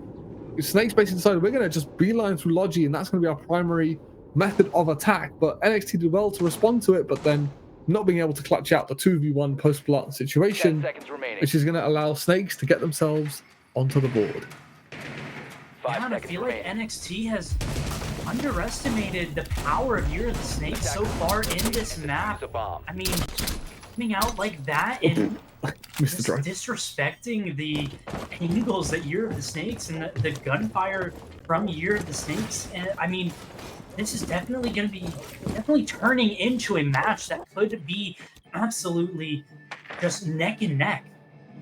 And Noms is going to be hopping onto the shield. I think they had really good success with the shield last time around, especially in the early parts of the round, to take this connector and CC side. They're going to go with the same approach and a relatively unchanged loadout from NXT, as Leon's going to kick things off for us, finding the mirror once again. That's twice in this strat they found the mirror, so maybe they spotted a gap in the setup from the side of NXT. Yeah, and yet again, first blood for the side of Year of the Snakes. And I mean, if this is going to continue to go into the 1v2s after the team that gets the opening kill and then they clutch up, then, I mean, is it just Year of the Snakes' turn yet again to find the round win? Or are we going to have a little bit of a change of pace here going into this 3rd round? SMB Zofia to get aggressive to try and take this control, but the defense are going to back themselves off and return for this construction extension. Yeah, the Monty managing to get up really close and personal, and I mean, they did a really good job last round of taking all of this space, and I mean, this round, they did it even better. They have indeed, as they're going to start putting pressure on this connector side as well. And they've got the ace as well to go open the jacuzzi side too, which is really nice to see, to be able to put more pressure onto this top floor. Yeah, so it looks like a couple of gunfights breaking out here, maybe on this first floor. Saw a little bit of a run out, maybe just for a split second from one of these players. It's going to be interesting to see exactly how they manage to use this bottom pressure better than they managed to last round. They were able to find the Monty, but not really anything other than that. It's first kill. The peaks coming through as 2 kills come through for the side of NXT. Man advantage for them going into the last minute of this round. Monty's knocking on the door though. He's got case in hand. Just looking to see if he can maybe get away with a cheeky little plant here. Making his way to the mattress. Surely they've got C4s to deny this. No, it doesn't look like they have any C4s set up to actually manage to pick this off. But Penguin does go down here. That's not going to look good for the side of NXT. Not quite sure if they're able to pick it up. As the diffuser going to start to go down yet again. They are going to try, and yes, the C4, it should be good. No, it got shot out. Who shot that out? Somebody shot that out with bullets coming through the floorboard, but Ben able to pick up a kill, make this into a 4v2 advantage for the side of NXT, as Penguin did manage to get picked up. As Kixie able to find Elizao. This is going to be just a 1v3 scenario. No, not quite able to find it, as another round goes in favor of NXT, and they manage to bounce back in this back and forth duel between these two teams. It's the shot through the floor to deny the C4 is insane. That was crazy stuff. Fair enough. It's mental what happened in that round, but I've got to give credit to NXT. They got aggressive just before the execute came in, they allowed Snakes to feel comfortable in construction, but midway through them being comfortable, NXT have given them a real curveball and decided to get aggressive onto that control of construction, and that's why we end up in such a man deficit for the Snakes. NXT finding, I believe it was the Grim and the Thermite, really put a spanner in the works for the Snakes in the middle of their attack, and that's why, although they did get the kit down, they just didn't have the manpower left to repel or to keep hold of the post-plant situation. And continuing with our trend of NXT Snakes, will NXT manage to buck the trend here and win back-to-back rounds? And I mean, Ngoons, we've seen a very close set of rounds here. Are we expecting any of these squads, just like our previous match, where it was going back and forth, are we expecting either of these squads to really gain an advantage and pull out to a significant lead, or is it gonna go a little bit different from our last series and stay close all the way up until the end? I'm really hoping it stays close. I really want to see a real ping pong game coming out from both of these teams, especially the NXT are the favored team coming into this, sitting pretty towards the top against Snakes, who haven't been able to get anything going in the league so far. If Snakes can only get a couple of rounds on attack, they'll be doing really well. Calabash is one of those maps where, unlike the match we watched previously, it is heavily defender-sided due to the nature of gym as well as basement. So for Snakes to already be on the board is great to see, as they are going to be dealing with a bunker setup coming in from NXT once again. Yeah, and it looks like that Kaid maybe wanted to play around that claw and try and trick this this hatch, but gonna think better of it, gonna back away. And I mean, we saw last time around, it came down to the clutch on this bomb site, and it really just came to that 1v2 scenario where the who was it? I believe it was the Mira ended up finding the clutch scenario and finding both of the remaining kills to actually win that one out. They did indeed, and the difference is this time around, Snakes have got the verticality to make the defense uncomfortable. They've got everything they need. Full map control, or second and third floor, with a minute and a half left on the clock. This is perfect timing. Kaid is going to be able to look to trick this hatch. If you EMP this twice, there shouldn't be a problem to get this hatch open. And getting Moto open, getting the verticality going as well, is going to give everything that the Snakes need to deal with this basement setup. There's nothing to stop this being cleared either. So Snakes doing a great job of dealing with all the problems that NXT are presenting to them. Yeah, it looks like there is a couple C4s on the board for the side of NXT. 3 C4s being brought on board, so Snakes have to be pretty careful about just avoiding those and not giving over free kills. And this is where the difference maker is going to be the Blackbeard. You've used all the Buck utility, you've got the Thatcher, you've got the Hibana, you've used all those operators utility. The question is going to be, your enabling operator is the Blackbeard. Who's going to be the hero? Will it be the Blackbeard as the flashbangs fly out into generators to maybe get this execute going? Yeah, the Warden here going to be absolutely primed for this position. Flashers are going to do absolutely nothing. Nade caught by the Lamai Magnet. One nade is going to come through, should destroy that one. Azami has a kill for Caxi, but this angle beneath the table, not quite able to pick off anything, as this is all going Snake so far. But no, as I say that, 2 kills, 3 kills for the side of NXT, as it's all going to be left up to Leon and Elizao as 1 kill's come through, but Elizao gets shut down. It's all going to be left up to Leon with just 5 seconds left. Surely there's no way for this round to actually come through. As a beautiful shot coming for the side of the Buff, but I mean, in the end, just so much time wasted, so much time unutilized for the side of Year of the Snakes.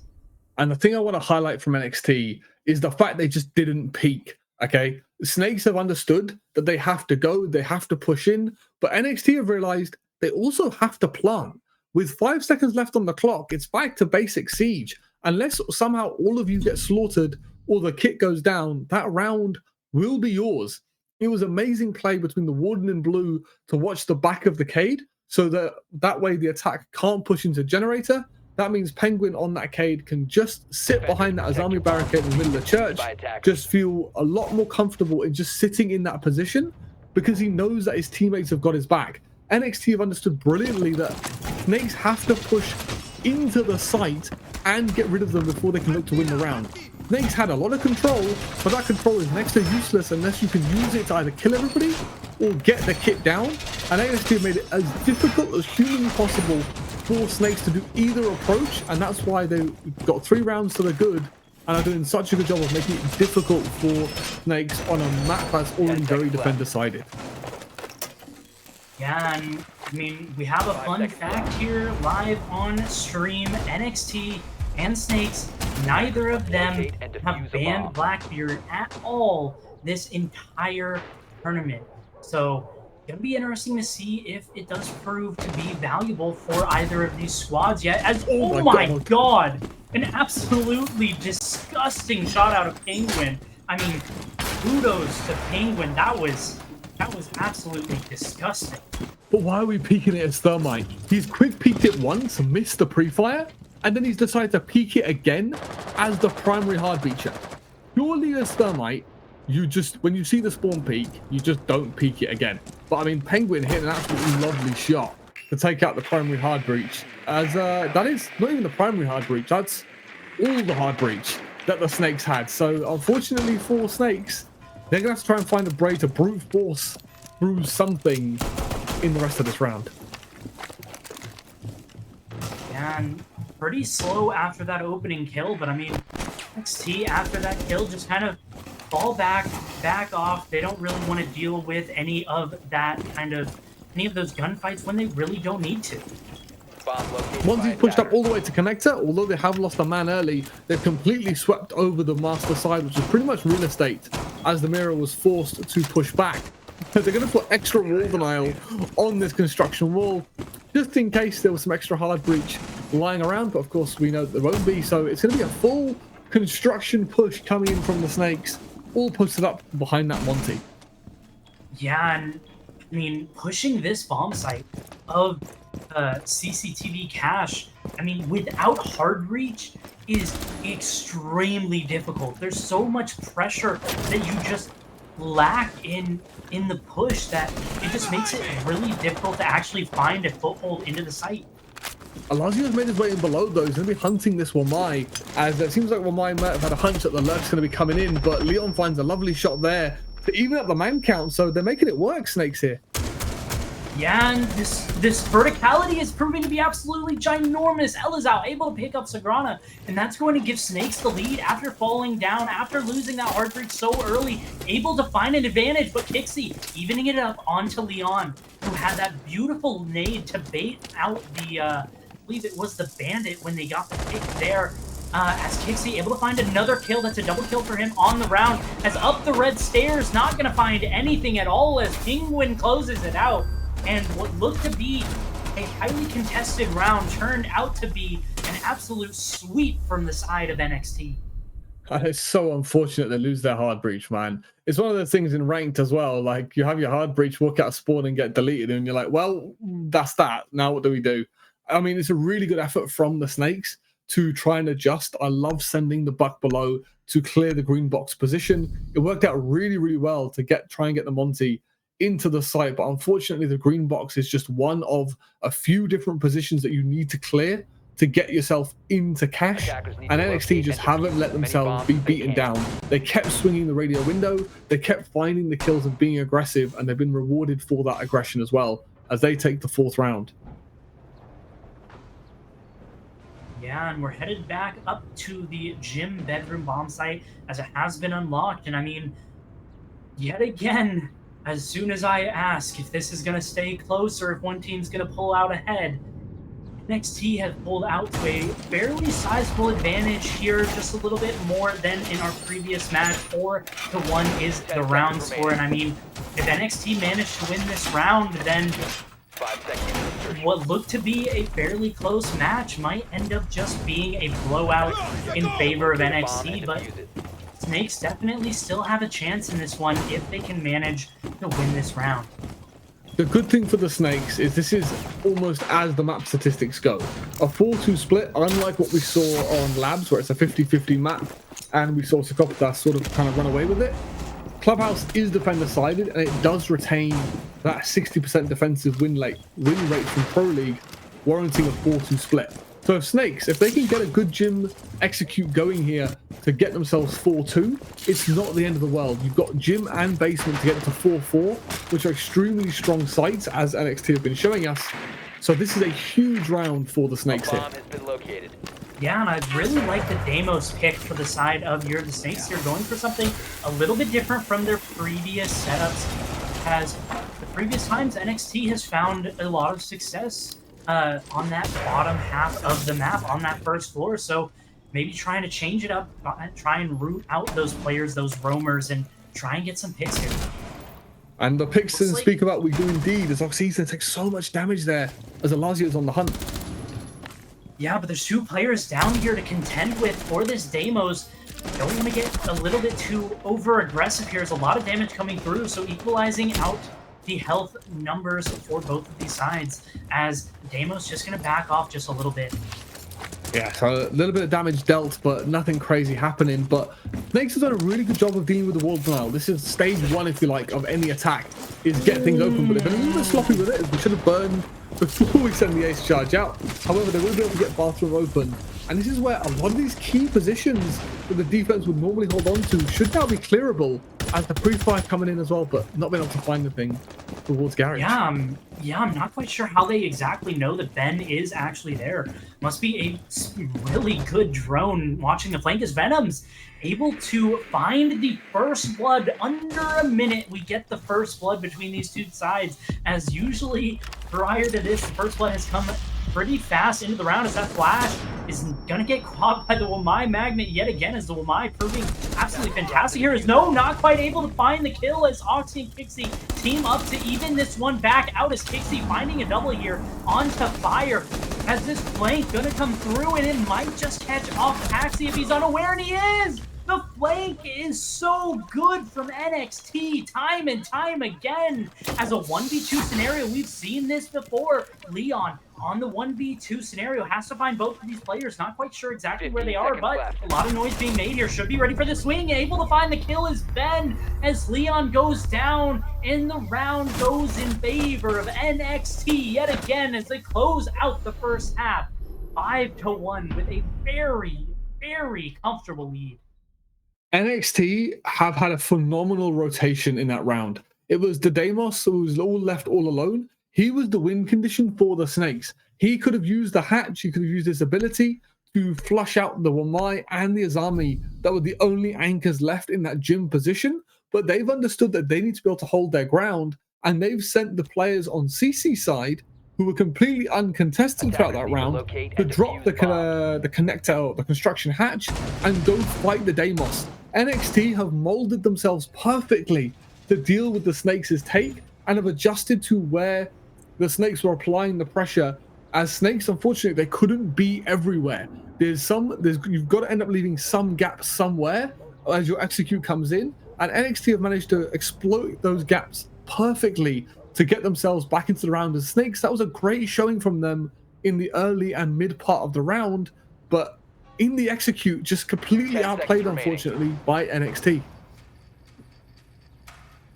Yeah, an absolute fantastic job of really just neutralizing the Deimos. Like you said, the Deimos had every chance to prove to be the win condition for that round, but just a really good job there from NXT to neutralize the Deimos and make sure that he didn't have the sort of impact that would have cost them that round. As, I mean, the side switch, anything is possible. We go on to the defensive side for Snakes, and I mean, you have to imagine, if they lose this round, then this game could be an NXT win, given just the momentum that they have.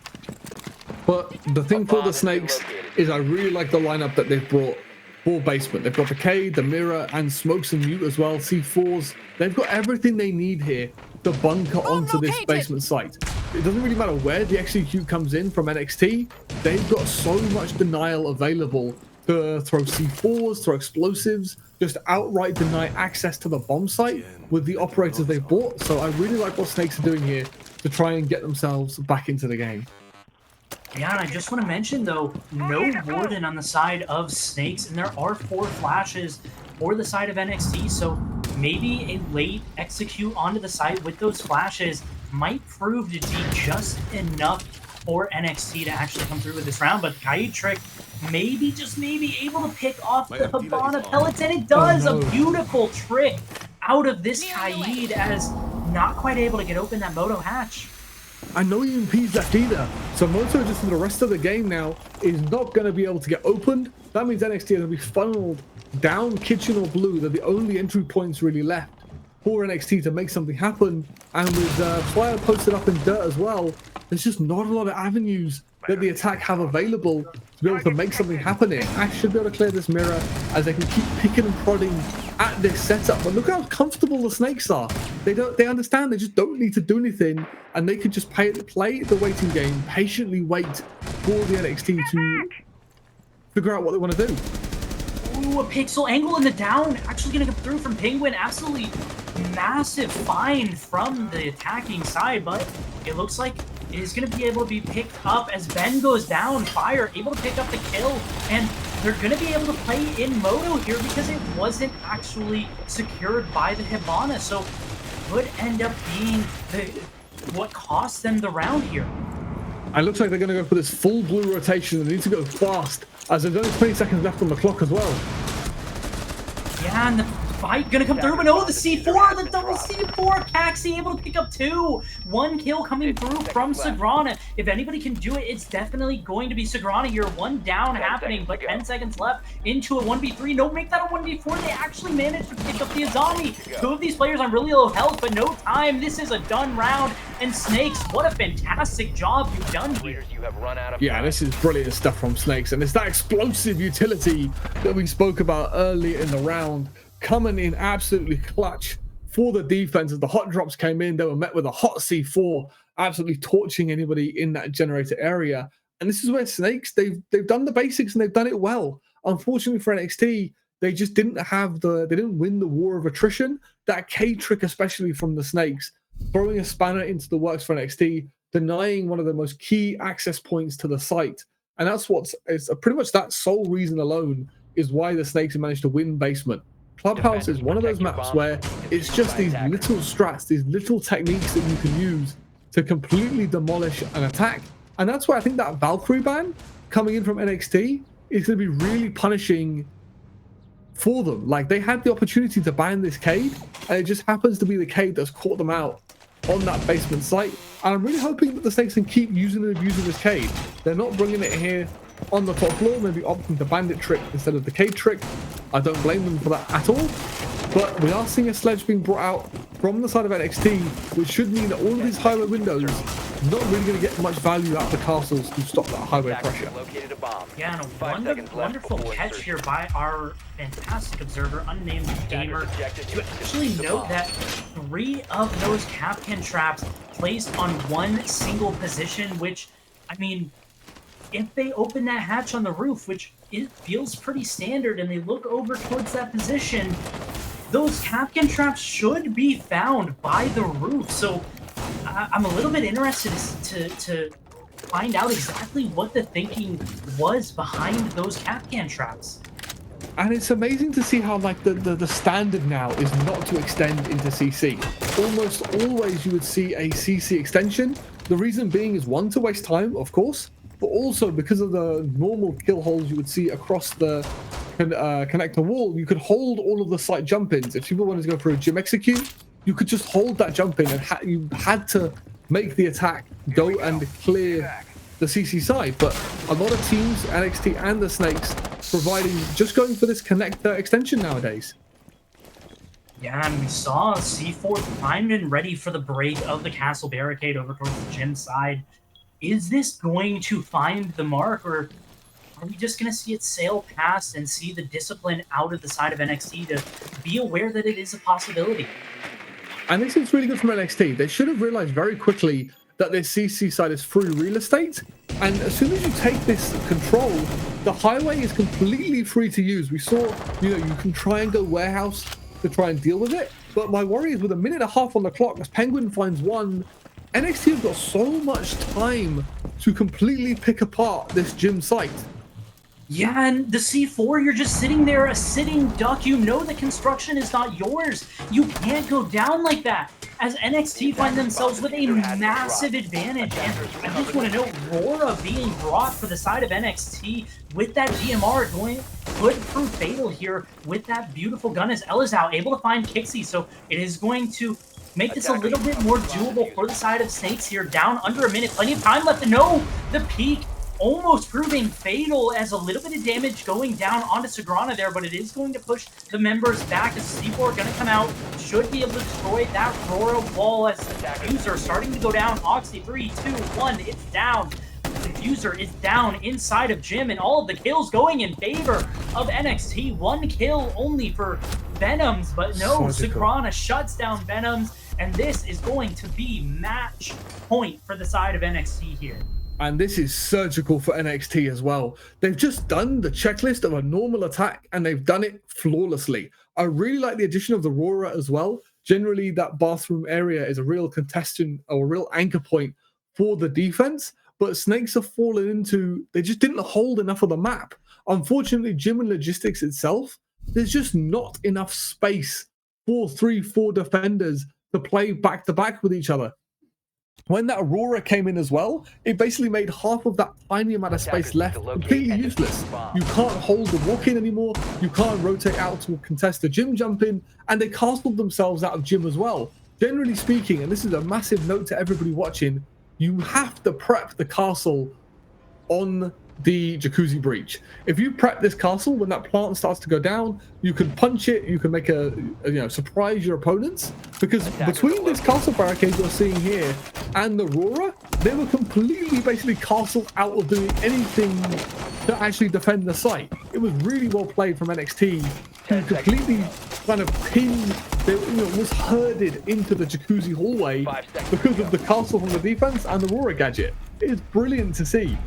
Attackers are heading out to and just fantastic use of Rora there. And I mean, I personally haven't really seen that many set strats from or utilizing the Rora and able to just sequester off some of those key power positions over the doorways, specifically in bathroom, is just absolutely fantastic innovation to actually make proper use of that character. Exactly. I think a lot of people thought that she was good-ish when she came out. She didn't really see a lot of play in the competitive scene. So as you said, brilliant to see an actual really good use case of her coming out. But this is where NXT, they're going to be looking to shut this down right here, right now in regulation time with a 4-round buffer to close this game out here on Clubhouse. Yeah, and I mean, 2 minutes, 10 seconds left. Some pretty good jobs of getting rid of those drones. Already 4 drones destroyed for the side of NXT, as another one pops right there as Elizao was out for a little bit of a trot, but able to get some trades here. But Elizao's the one that actually manages or falls in this situation, as so many kills flying back and forth. This is the most aggressive opening round that I've seen out of Snakes this entire match, already finding themselves in a 4v2 situation. Massive man advantage with so much time left on the clock. They can just kind of rotate back to site and just play the trade game. 100%, and that's all they need to do to stay in this game. Snakes, all they got to do is hold their crossfires, don't let the NXT on the attack isolate these 1v1 situations, as maybe getting aggressive was all the only thing they needed to do, as they are making their way back into this round, back into this game by getting aggressive, and they've been rewarded for it. Oh, what a beautiful shot out of Penguin onto Taxi, able to find the player playing in the bedroom.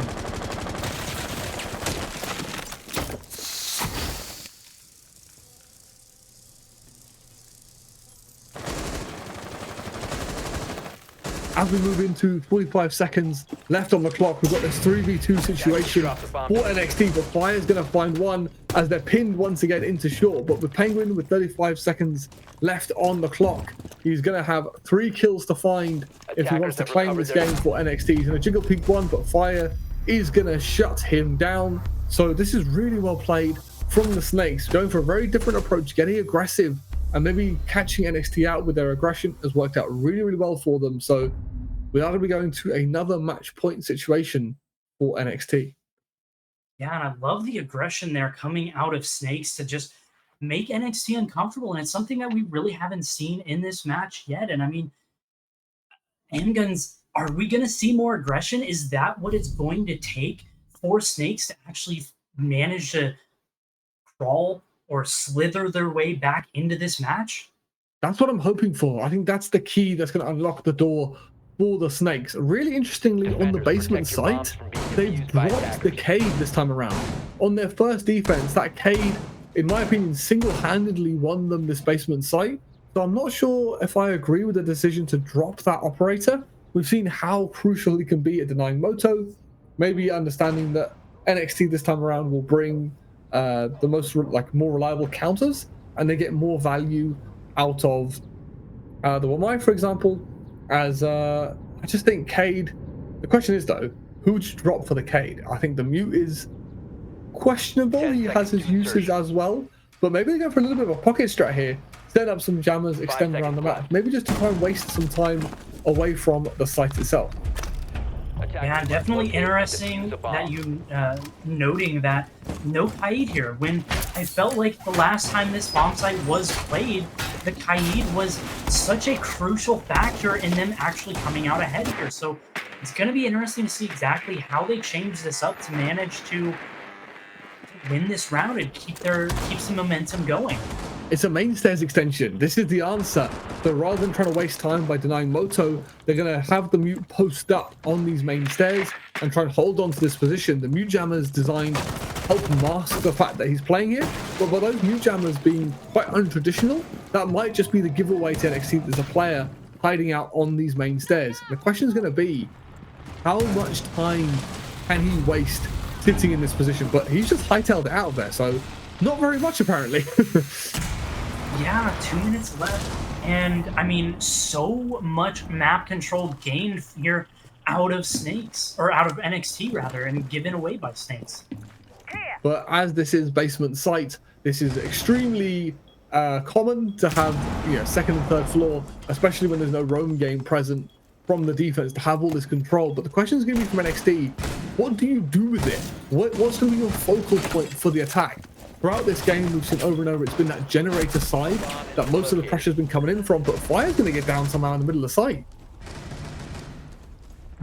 Yeah, down coming through here. Definitely not what you want to see out of Snakes here, as might be able to actually pick him up. There's a lot of damage coming over towards Penguin. No, the finish from Penguin onto Leon. Now, actually, the finish, the pickup from Fire actually able to come through as a different player. The zombie going down, but no, Penguin able to find, or going down is Ben also going down here. The finish onto Ben coming through here out of Taxi, as the flashbang going to come through as they find themselves onto site, have to deal with this Dirt player to actually manage to secure this bomb site, but things are starting to slow down as this vertical control might prove detrimental towards NXT's attack. And Kixie's just like posted up in back armory, looking to see if he can get this kit down. But the question is going to be, does he have the cover? The sound is going to give this away. Ash on the cover, trying to make something happen. We'll find one, but Elijah finds another. But Kixie's going to stick the kit. Oh yeah, he's got the kit stuck down. Yeah, and this peek through Dirt, not quite working out too well, as Fire able to pick up Kixie as Kixie goes down. It's not going to be good for them. They find themselves into a man disadvantage due to the attackers, but they are favored by the clock. It's ever ticking, ticking, ticking, as a defense have to manage to find these kills and get that diffuser stuck and counter diffused, as it looks like it is going to be stuck. Sagrana able to find the kill, but no, all the kills going in favor of NXT. The game is over. The match is done as NXT close it out in this basement attack. And my God, it was so close, and Snakes had every opportunity to come back into it, but NXT was just too good today. They were indeed, as it was surgical. We spoke about finding a precision point to attack the site, and it was Kitchen Hatch this time around. Wasn't going to be blue. They were organized and getting themselves into Kitchen, getting that diffuser down, and they held it beautifully on that vertical control.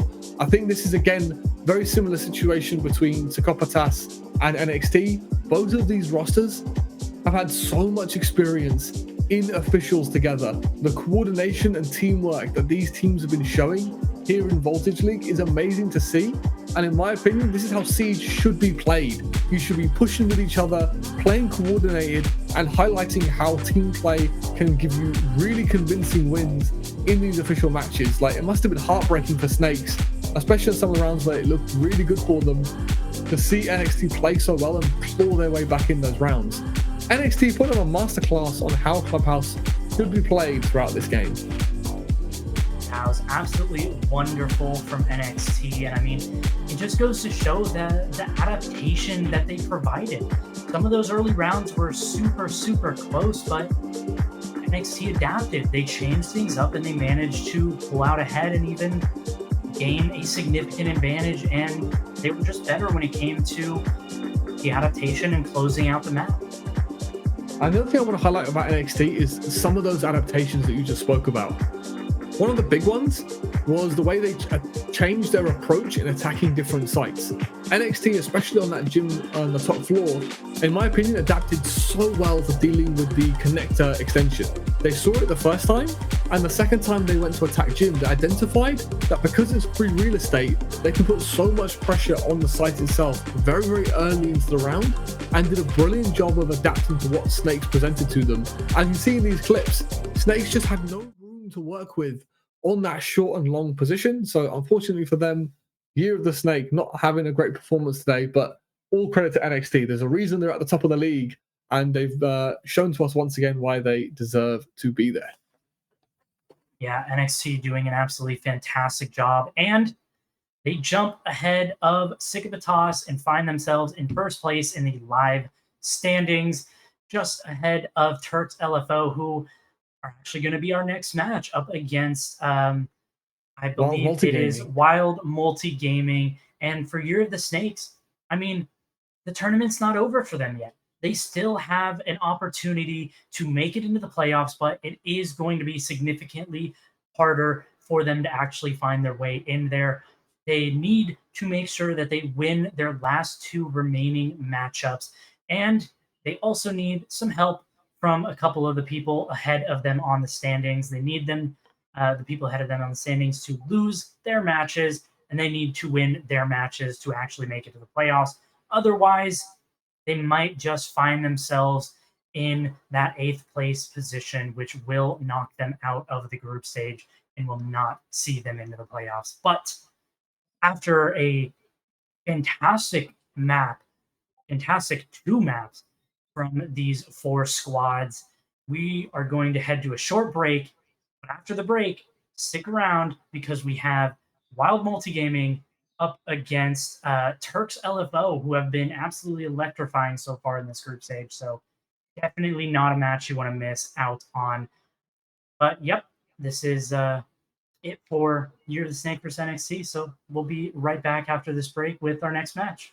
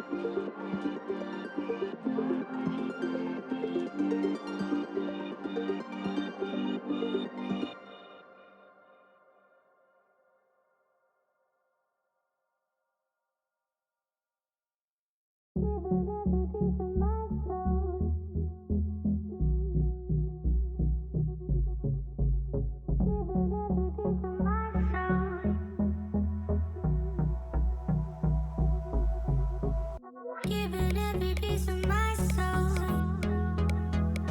All to keep me now. Giving every piece of my soul. All to keep me now.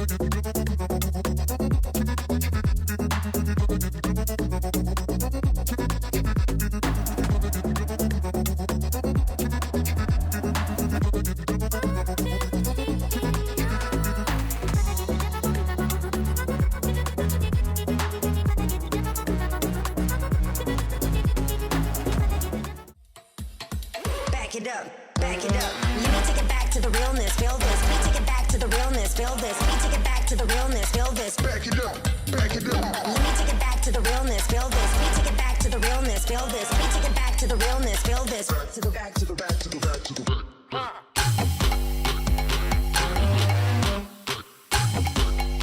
Take it back, take it back.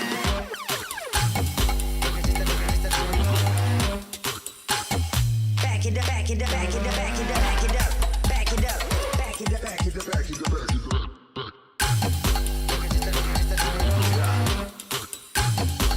take it back, take it back.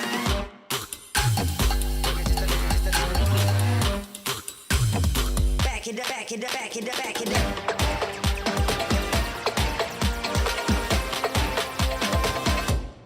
Let me take it back to the realness, feel this. Let me take it back to the realness, feel this. Let me take it back to the realness, feel this. Back it up, back it up. Let me take it back to the realness, feel this. Let me take it back to the realness, feel this. Let me take it back to the realness, feel this. Back to the back to the back to the back to the back. Welcome to the XXL Nutrition HQ. XXL Nutrition is the most popular online supplement brand in Europe. Our proteins, pre-workouts, dietary supplements, and of course our sportswear is developed with the greatest possible care. We are known for providing the highest quality products and the best service. Daily, we are working with a motivated team on new developments, promotions, and quality control to serve our customers in the best possible way. XXL Nutrition is an established name in the B2B and B2C market. Therefore, we can also be found in many gyms, supplement stores, and supermarkets. Offering the highest possible quality is the foundation of our brand. Only the best ingredients and materials are used for our products. Everyone at our company has passion for health and fitness. That's why we want to provide our customers, and of course ourselves, with the best products. We prepare all orders in our own warehouse, which has the capacity to process more than 10,000 orders daily. Thank you for supporting XXL Nutrition. We are XXL, the most popular brand in sports nutrition. And here, live at the MGM Music Hall in Boston, Massachusetts, we make some more. Welcome to the Rainbow Six Invitational 2025.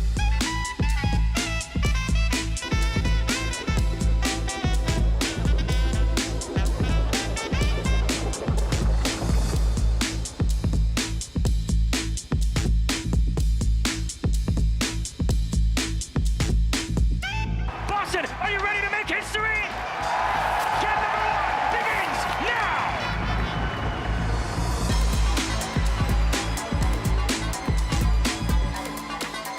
It is Hudson Company Academy! It's Unwanted! We can't quite see it, the punt's going down, a beautiful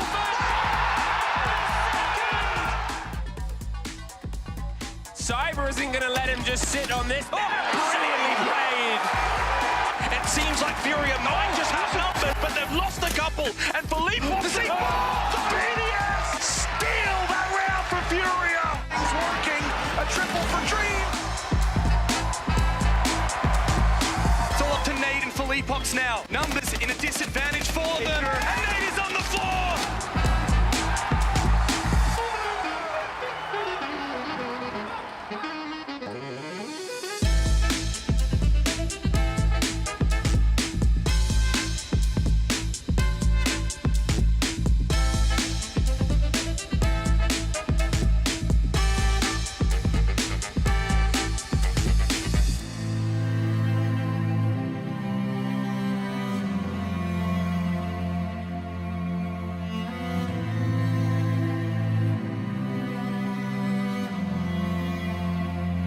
Pressurization complete. First map looks to be locked on to be theirs. Putting out the 1v1. Unbelievable stuff from the Brazilian. It's all up to He's been here before. He loves it. He's got to step across. It's all about this 1 versus 1. He wins it out. Rene's going for the plant. Simon's got 3. We're down towards this last 30 seconds. Better King is manoeuvring here.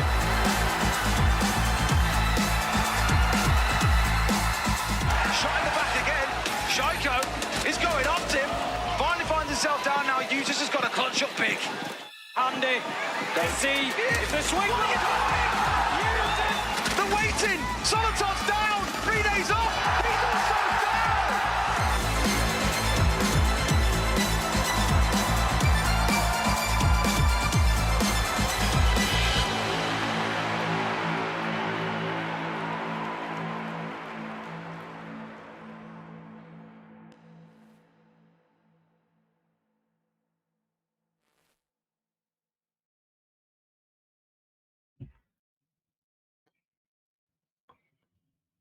Welcome back, everybody. Welcome. I'll let you handle it. You go for it. Same idea. Welcome back, everybody. Back to the group stage in our final match of the day. We're going to have Wild Multi Gaming up against Turks LFO. It is bound to be an absolute banger of a match. Turks LFO have been electrifying this entire tournament, this entire group stage. They are on 11 points, so looking to reclaim their title as being first place in the standings. And for the side of Wild Multigaming, they find themselves outside of the playoff position in 7th place with 3 points. So any points today will bump them up into 6th and give them a pretty good shot at making playoffs. Yeah, this is a big game. This is a big game for Wild Multigaming. It's a big game for Turks as well. Obviously looking to stay at the top of the league, add some more points to make sure they do claim that first place. They are undefeated currently here in Voltage League. Turks have been acting with a vengeance, you could say, trying to make their comeback after their unfortunate EML run. But Turks have been absolutely cooking. These guys are a staple of the T2 scene. And the other thing I want to point out is Bodov, who's on the side of the Turks. We'll get to the lineups in a minute. Maybe I'll actually save that. I'll save that for the lineup screen. But yeah, for Wild Multigaming especially, this is a big chance to secure a playoff spot. But they are going to be having to play against one of the strongest teams in T2 at the moment, which is going to be the Turks LFO. Yeah, and let's go ahead and take a look at the rosters, the map bans rather. Getting a little ahead of myself there. Excited to get into this one, as it looks like we're going to be headed to Nighthaven Labs again. Unfortunately, we're not going to get all different maps for all of our games like it was on Wednesday. We are going to have a duplicate, but that's okay because we get to see Nighthaven Labs again, and that was a very exciting map to start us off, and it is going to close us out for today. I mean, Handguns, I'm sure you are definitely excited to be seeing Nighthaven Labs be our. I love Labs, man. I've spoke about this on Twitter. I just, if it's a good map, I could watch it all day long. Like, especially in ranked as well. I would rather play good and balanced maps all day, every day, than have to watch things that are not as enjoyable. Like, there's only so much Skyscraper you can watch. There's only so much of these certain maps where it's literally there is only one way to play it. We're quite lucky in the competitive pool anyway, between like Labs and a lot of the other maps. It allows teams to be creative. There's a lot of different strategies teams can use. So it makes it really interesting to watch. The maps are also quite balanced from a statistics perspective. There's no inherent advantage to being on one side. And that provides for, in my opinion, the most entertaining games. So going back to Labs, seeing good teams play on Labs as well doesn't bother me at all. Yep, and now we're going to take a look at the rosters.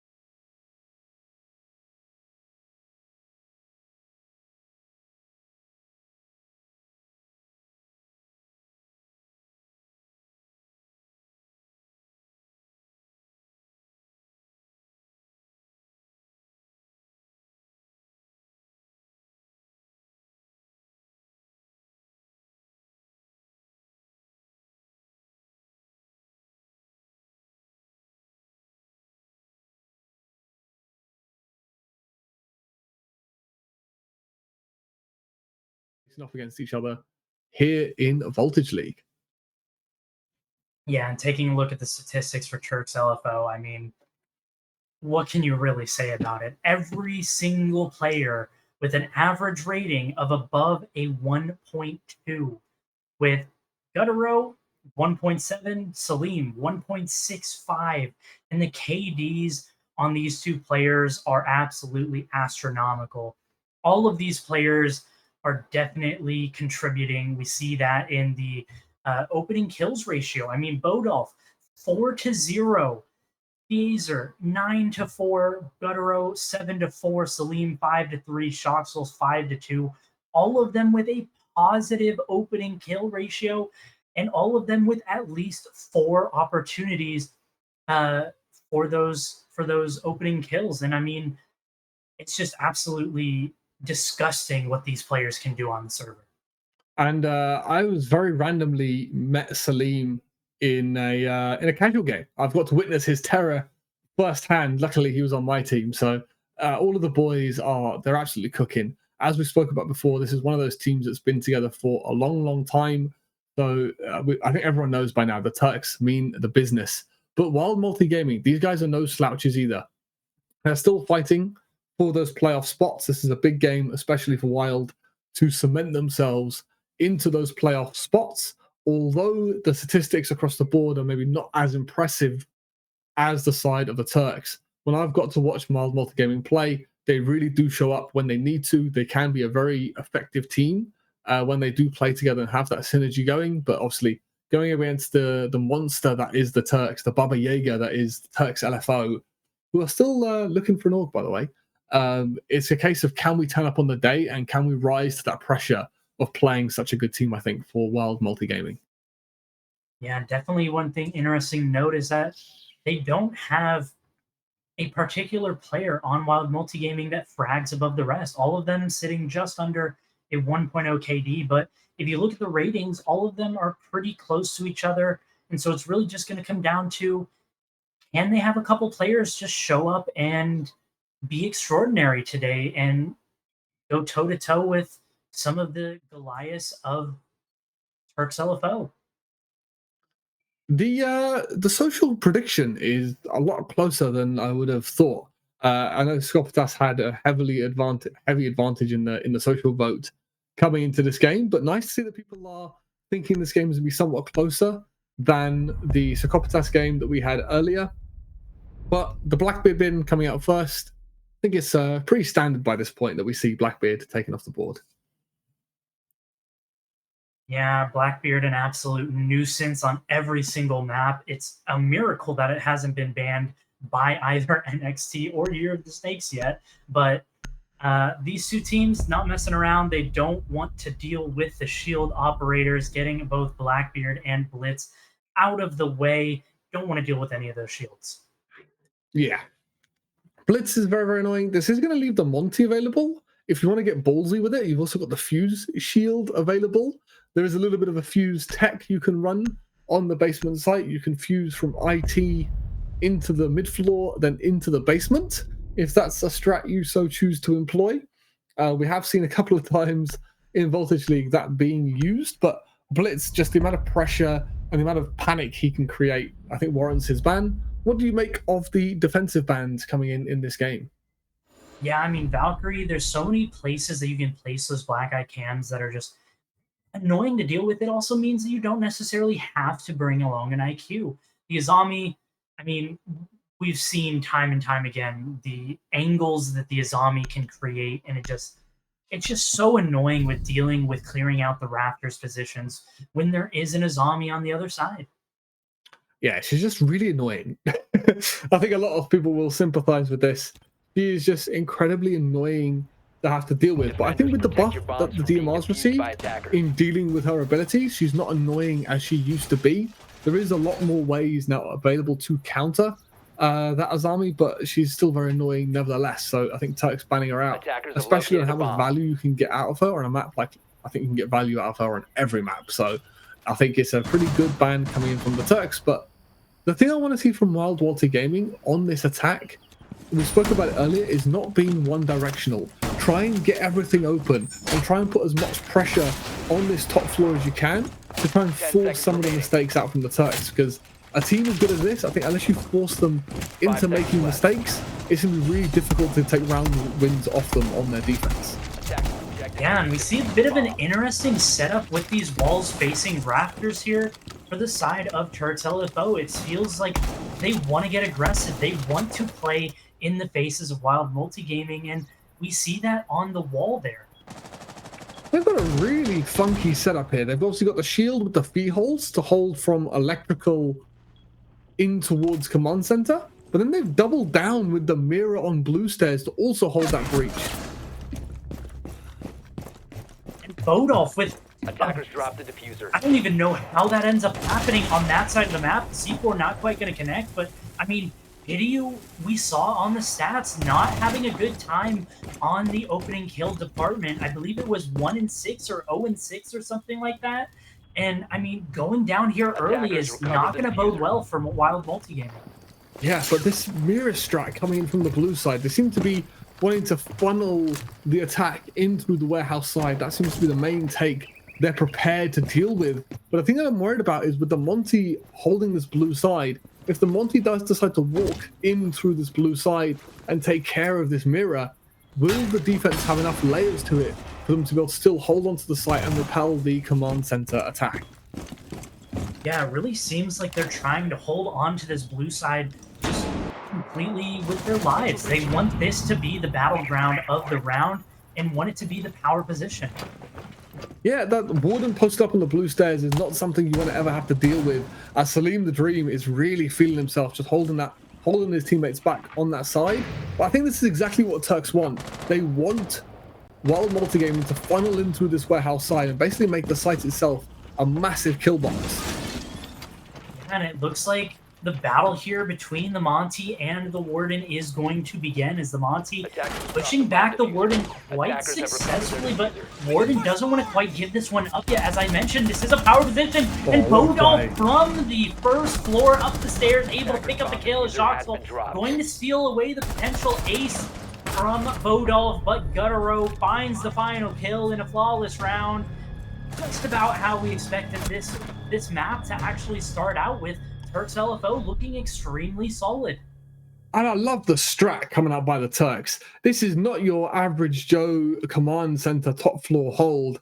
This is Turks cooking in the kitchen at its finest. They've cooked an absolute brilliant, tasty strat for us on that top floor. But the thing I want to give credit to is the flank from Bodolf. As soon as the pressure comes in, Wild Multigaming did really well to identify they can't go through warehouse because of the mirror. So let's try and push Monty into blue and deal with that mirror. But then Turks have responded to the adaptation by having the crossfire between the stairs and just Salim causing such a distraction. They didn't have enough eyes to be able to cover the staircase as well. So Turks, their top floor player, you've got to give them a round of applause. Their top floor strat working out beautifully for them to get themselves the first defense on the board. And I mean, we spoke about Bodolf before, and maybe Bodolf's mom is in the Twitch chat right now, looking at her son and thinking, wow, that guy is extremely talented, because I know that everybody else is definitely thinking that. 3 kills in the opening round, and I mean, that opening kill in the basement to have the awareness to actually manage to find that is just spectacular. And like we've seen in the previous game here on Labs, we are going to see a presence over towards the mid floor. I think it's common practice by this point in time. You can't let the attack claim this verticality for free. There has to be something done about it to waste even a little bit of time, hopefully. And that's what you see Turks doing here. They've got a really solid mid-floor extension lined up to hold on to this mid-floor. And it looks like Salim just going to try and play that verticality to his advantage, holding that position, but it looks like all of the Wild Multigaming players are actually going to manage to get past that point completely unscathed here. Yeah, they are indeed. As you might have to fill for a second here. Yeah, and the verticality being played here looks like they are going to just control this top floor and look to try and gain this middle floor control via their positioning up top.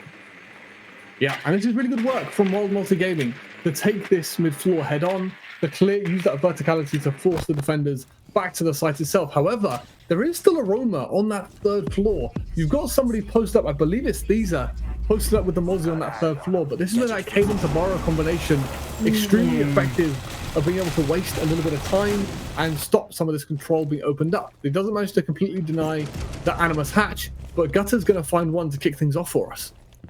Yeah, the A's are on this massive lurk up here, has to deal with these gridlock track stingers, but if you're able to manage to find your way behind these players unnoticed, it could actually determine this round. It could indeed. I don't think they've got any idea that Boldov's managed to sneak his way up as well. They do have the gridlock to try and prevent some of these flanks from coming in, but it seems like Wild Multigame extremely tunnel focused on this Animus execute as they try to break their way in. They missed a nade somehow on the BP, so Monty, probably not expecting this camera to be here, is a little bit of a roadblock as we've retaken the top floor as well, and that hatch control now completely available to the defense. And the C4! The C4 actually managing to get the down on Monty. That's absolutely massive from Thiezer. On the Mozzie on the flank, and Shoxel joining his comrade in arms up on this first floor, able to find these players, and it's all left up to Slayer on very low HP, and Thiezer takes him down. And, I mean, picture perfect round out of the Turks. And, I mean, you really couldn't ask for a better round there. And the Kobe from downtown as well, all the way from top rafters, from the skylight, absolutely sending that C4 like a surprise from the sky onto that player in the site. But unfortunately for Wild Multigaming, I think they're falling victim to the experience of the Turks. Every step of the way, it seems like Turks are 2 steps ahead of Wild Multigaming as they just can't seem to get anything going here. However, as we spoke about earlier, this is a map where it's extremely balanced, and the first few rounds especially are just for feeling out your opponents. I think Wild Multigaming, now that they've seen these sort of clever strats coming in from the Turks LFO, if they can put some more importance on scouting out kind of the setup from the Turks, that way they can be a little bit better prepared to put a lineup together to counter what the Turks are presenting, because right now the Turks are doing everything just a little bit unorthodox, and I think it's making Wild Multigaming extremely uncomfortable on their attacks. Yeah, just a little bit of a crazy gaming here out of Turks LFO. They've proven to be extremely strong with their strats and have seemingly caught Wild Multigaming by surprise each and every time. And, I mean, if you look at the scoreboard, one singular kill from the side of Wild Multigaming. Bodolf is the only player to fall on the Turks LFO side, and I mean, you can't win a match if you can't kill the enemy team. Yeah, I think it's just a case of how disciplined the Turks have been. They've been taking these fights seemingly always on their terms. They seem completely in the flow as they are just, they look so good. Again, Labs has become almost, the Oregon like Clubhouse is one of those maps you see all the time, as Bodolf's going to get cheeky little bandit trick away as well. And this is where, unfortunately, for Wild Multigaming, you've got to be expecting these bandit tricks to be coming in at this level. Yeah, and that's going to be absolutely devastating for the side of Wild Multigaming, because it means that they only have one left in pocket, and you don't really have any kind of pressure to really push that bandit off of the wall. And especially with Cade, Tabaro, Bandit being available, in my opinion, you've got to be bringing a Mav every single round. Yeah, and I mean, just stalling out stalling out Wild Multigaming is Turks LFO, and it seems like this is just going to be another bandit trick. Bodolf, if you haven't already proven that you are the MVP of these opening rounds, you certainly have. But the C4 going to go wide, not quite going to have the same effect that the Azer managed to claim last round, as finally a wall is going to be opened up here. And it's going to come at the detriment of Turks LFO, as Shox able to get on the board here, finding that first kill, that opening kill. But the bomb site is on this first floor. It's not on this top floor, so you're going to have to manage to get rid of all of these players, and it's not going to happen as Gutaro gets the finish there as Slayer was down, and a kill is going to come through here for Hodka, however, so it is going to be no Falcon able to pick up a kill. Shoxel gets a trade, even man count on the board, 3-3, but you still have to convert this down to this first floor. And this is where the RAM is going to be crucial for Wild Multigaming. You can clear every part of the site using this verticality. Surely, yeah, we're going to clear the storage side as well, and this should catch out the Warden who's trying to hide near this site window. Yeah, this Warden has to be ready for the gunfight, but he is! Shoxel able to pick up the double kill, but there was a down, so is going to get traded by the Monty. It's just going to be left up to the Nomad and the Monty to try and win this up against the Fenrir and the Legion, but no goo mines inhibit the progress of this Monte. Means this diffuser going to start to go down. Hodka with the vertical control here, going to try and cover this Monty. Has to try and win this gunfight as the shield comes up, the diffuser goes down, but no, the Monty not quite ready for it. No, Hodka able to pick up the kill. Will this be the round? And it is! Wild Multigaming bounce back on the tertiary bomb site of Turks LFO and managed to pick up their first round win of this map. And it just seems like Wild Multigaming have finally woken up. It's just the little things, like they understood the bandit trick was a thing. Although the hard bridge charge did get tricked, they adapted well on the fly. They used the grenade to clear the bandit off the wall and then allow that control to be available to them to actually get things open. They managed to establish themselves in the map and then use that control to force some of those mistakes out from the Turks. They found that bandit who found himself over peaking on that top floor, and then they used the verticality really, really well to get the kit down, walking down the Turks. Using the Monty is a really good way to get yourself some control. So I think Wild Multigaming, they finally settled those nerves just a little bit, and now they seem much more up for this fixture against the Turks LFO. Yeah, fantastic round there to adapt on the fly and not get frustrated when you have that thermite charge get shocked away. You have those walls that are being denied to you, but you find a way, you adapt, and you manage to make it work. And that really was the difference maker for Wild Multigaming in that round. 5 seconds to go. Yeah, it was really well played for them as they adjusted well.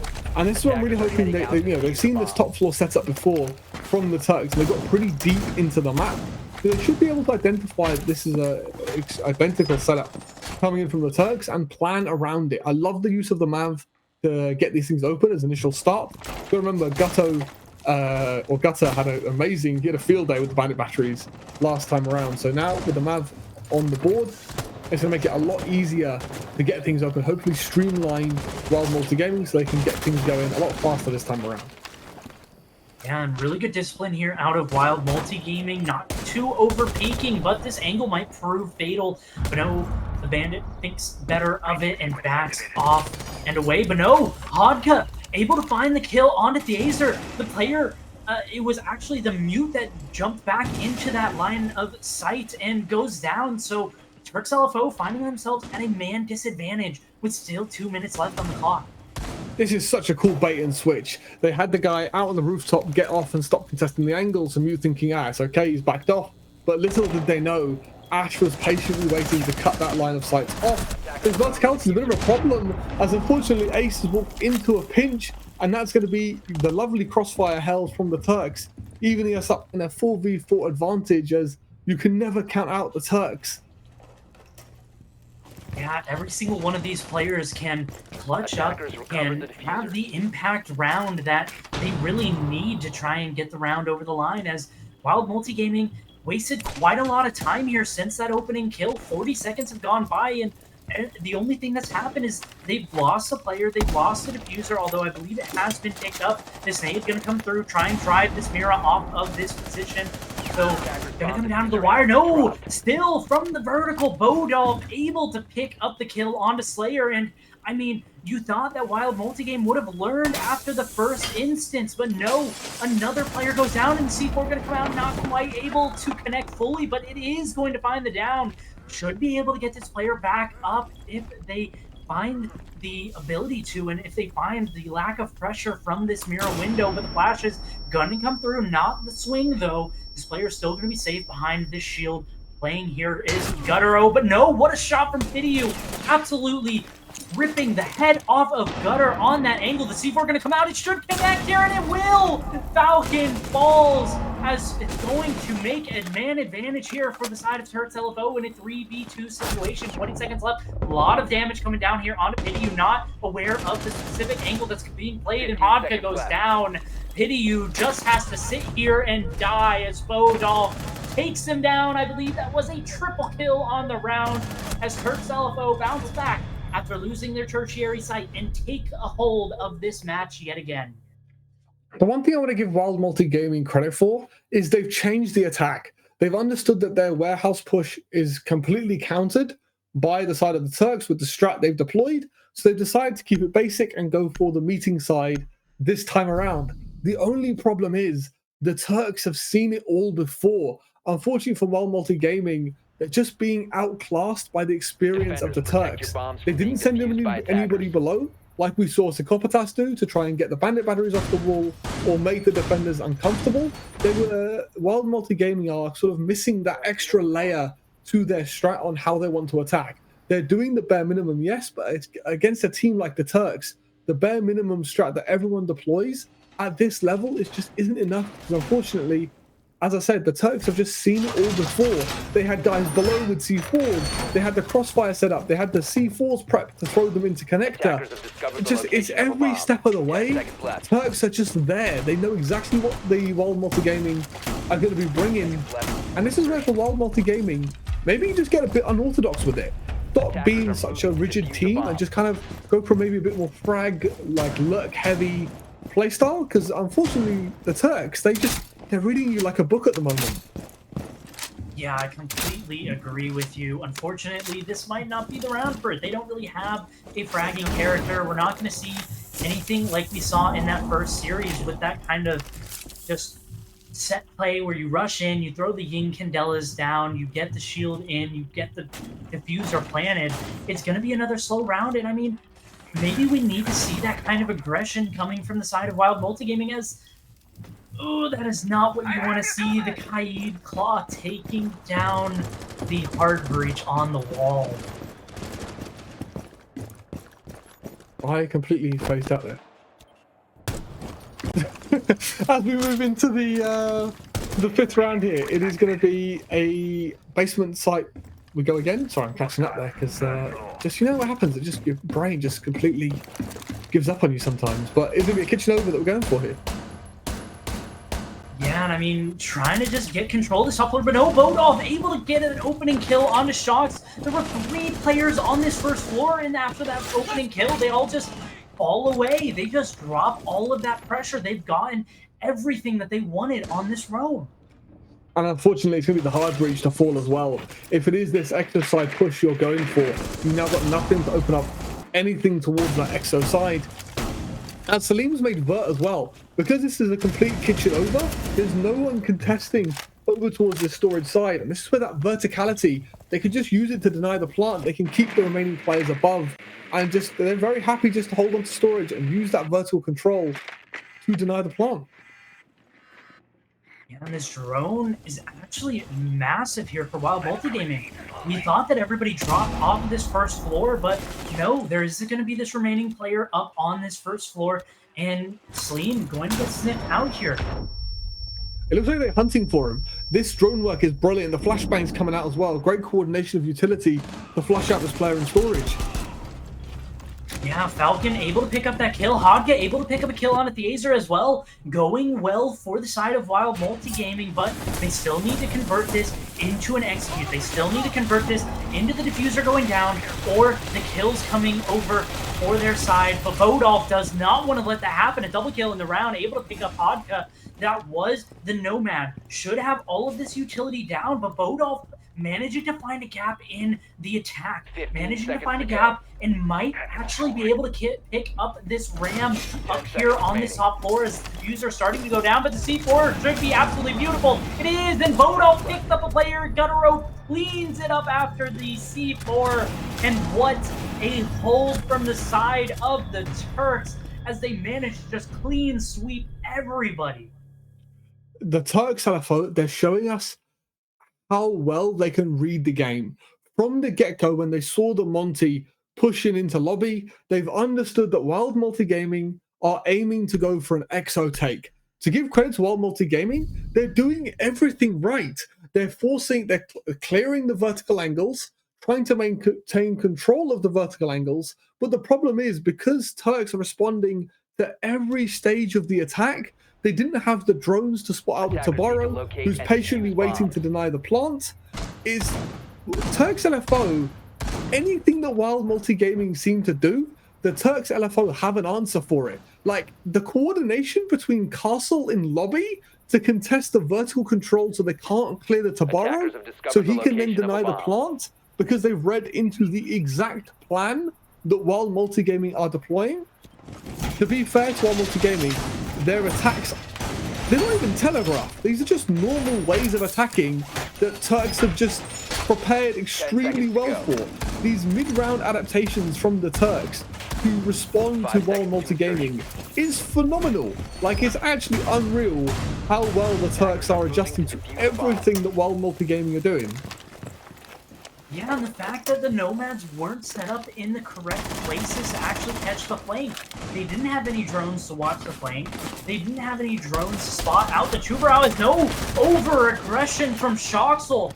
Shox, definitely interesting names to say back-to-back as on opposing teams, but opening kill going over to Wild Multigaming, and hopefully this can go better than the way it has in previous rounds, because it feels like Turks have just had the answer at every step, like you said.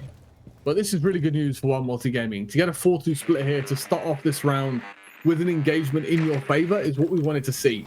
We are going to be going to storage, I believe the first time in this game. So Turks going for a little bit of a different strat here, as Mav will be able to get this bridge soft as well for his teammates to come open this up. So Wild Multigaming with a real chance here to get some momentum in this game and start building the comeback that they so desperately need to secure playoffs. Yeah, and this actually was the bomb site. The only round win for Wild Multigaming was on this tertiary bomb site, as we have a pretty aggressive run out here from the Mira, not quite able to catch anything, but at the very least get some information and doesn't go down. Yeah, and this is really good stuff from Wild Multigaming. Take your time with it. Make sure that every play from here on out is calculated. Maintain the advantage. And we talk about checklisting maps. On some of these sites, depending on how you want to play it, there is certain things you have to accomplish if you want success. There's a blueprint that almost 80% of teams follow round to round, and Wild Multigaming doing the right thing, taking their time to check those things off one by one, as in this midpoint round, just checking the top floor is actually clear, and we can now get some verticality going. Yeah, Bodolf taking a lot of damage here, but very importantly, keeping his life. It's going to be absolutely huge if Turks LFO can actually manage to delay, and they manage to even out the man count. The Azer goes down, just under a minute left to go, and this top floor hasn't even been cleared yet. They haven't ensured that all of these positions are completely let go of by the Turks, but they do have control. They just don't know it yet, as all of these players have actually fallen down. Flashbang's going to come in, going to ensure that they can pick up this diffuser and try to progress onto this bomb site. The problem is, where's the Ram? She's not up here with her teammate. They can't get this verticality going because the Ram's posted up in lobby. And could this be the Achilles heel of Wild Multigaming? As it doesn't seem like they've got the info they need to be able to go hit the site. And look at the amount of verticality that Turks have got from the basement site as well. 15 seconds Hodka able to take down Bodolf, and Jacques able to take down Theazer. This is looking extremely good. Just comes down to the clock. They have to get this diffuser down, and they have to get it down now. Looks like it is going to start to go down as Jacques trying to place it down. Any kind of C4 that comes through might be able to deny him, but no, it's shot. It's shot by one of the players on Wild Multigaming. Another C4 going to come through. It is not going to connect into a 4v2 retake post-plant situation as Wild Multigaming look to take it to 4-2 as Pidiu comes up huge to close out the round and take down the remaining two members. And this is just starting to get interesting, everybody, because now Wild Multigaming switching over to the defense here after kind of a split half here, 4-2. Yeah, this is really good stuff from Wild Multigaming. They needed some momentum, and they needed it badly, and that's a great way to get themselves some momentum. It was a really cool strat coming in from Turks, possibly overcomplicating the situation just a little bit, maybe expecting that vertical gameplay to be coming out, and that's why they retreated down to basement. The idea is good if your site anchors can stay alive, because then there's only a couple of places that Wild Multigaming can get the kit down. But Wild Multigaming doing a great job of overwhelming those anchors and then having the whole site available to get the diffuser down. Having those elevated spots to avoid the C4s is what's given them that round victory, which is great to see. So hopefully Wild Multigaming, they can build off that success on their defensive half. Yeah, and I mean, just to note, we don't want to get overexcited here. Wild Multigaming managed to get 2 rounds, both on the tertiary bomb sites of Turks LFO. Other than that, Turks LFO have looked absolutely fantastic here.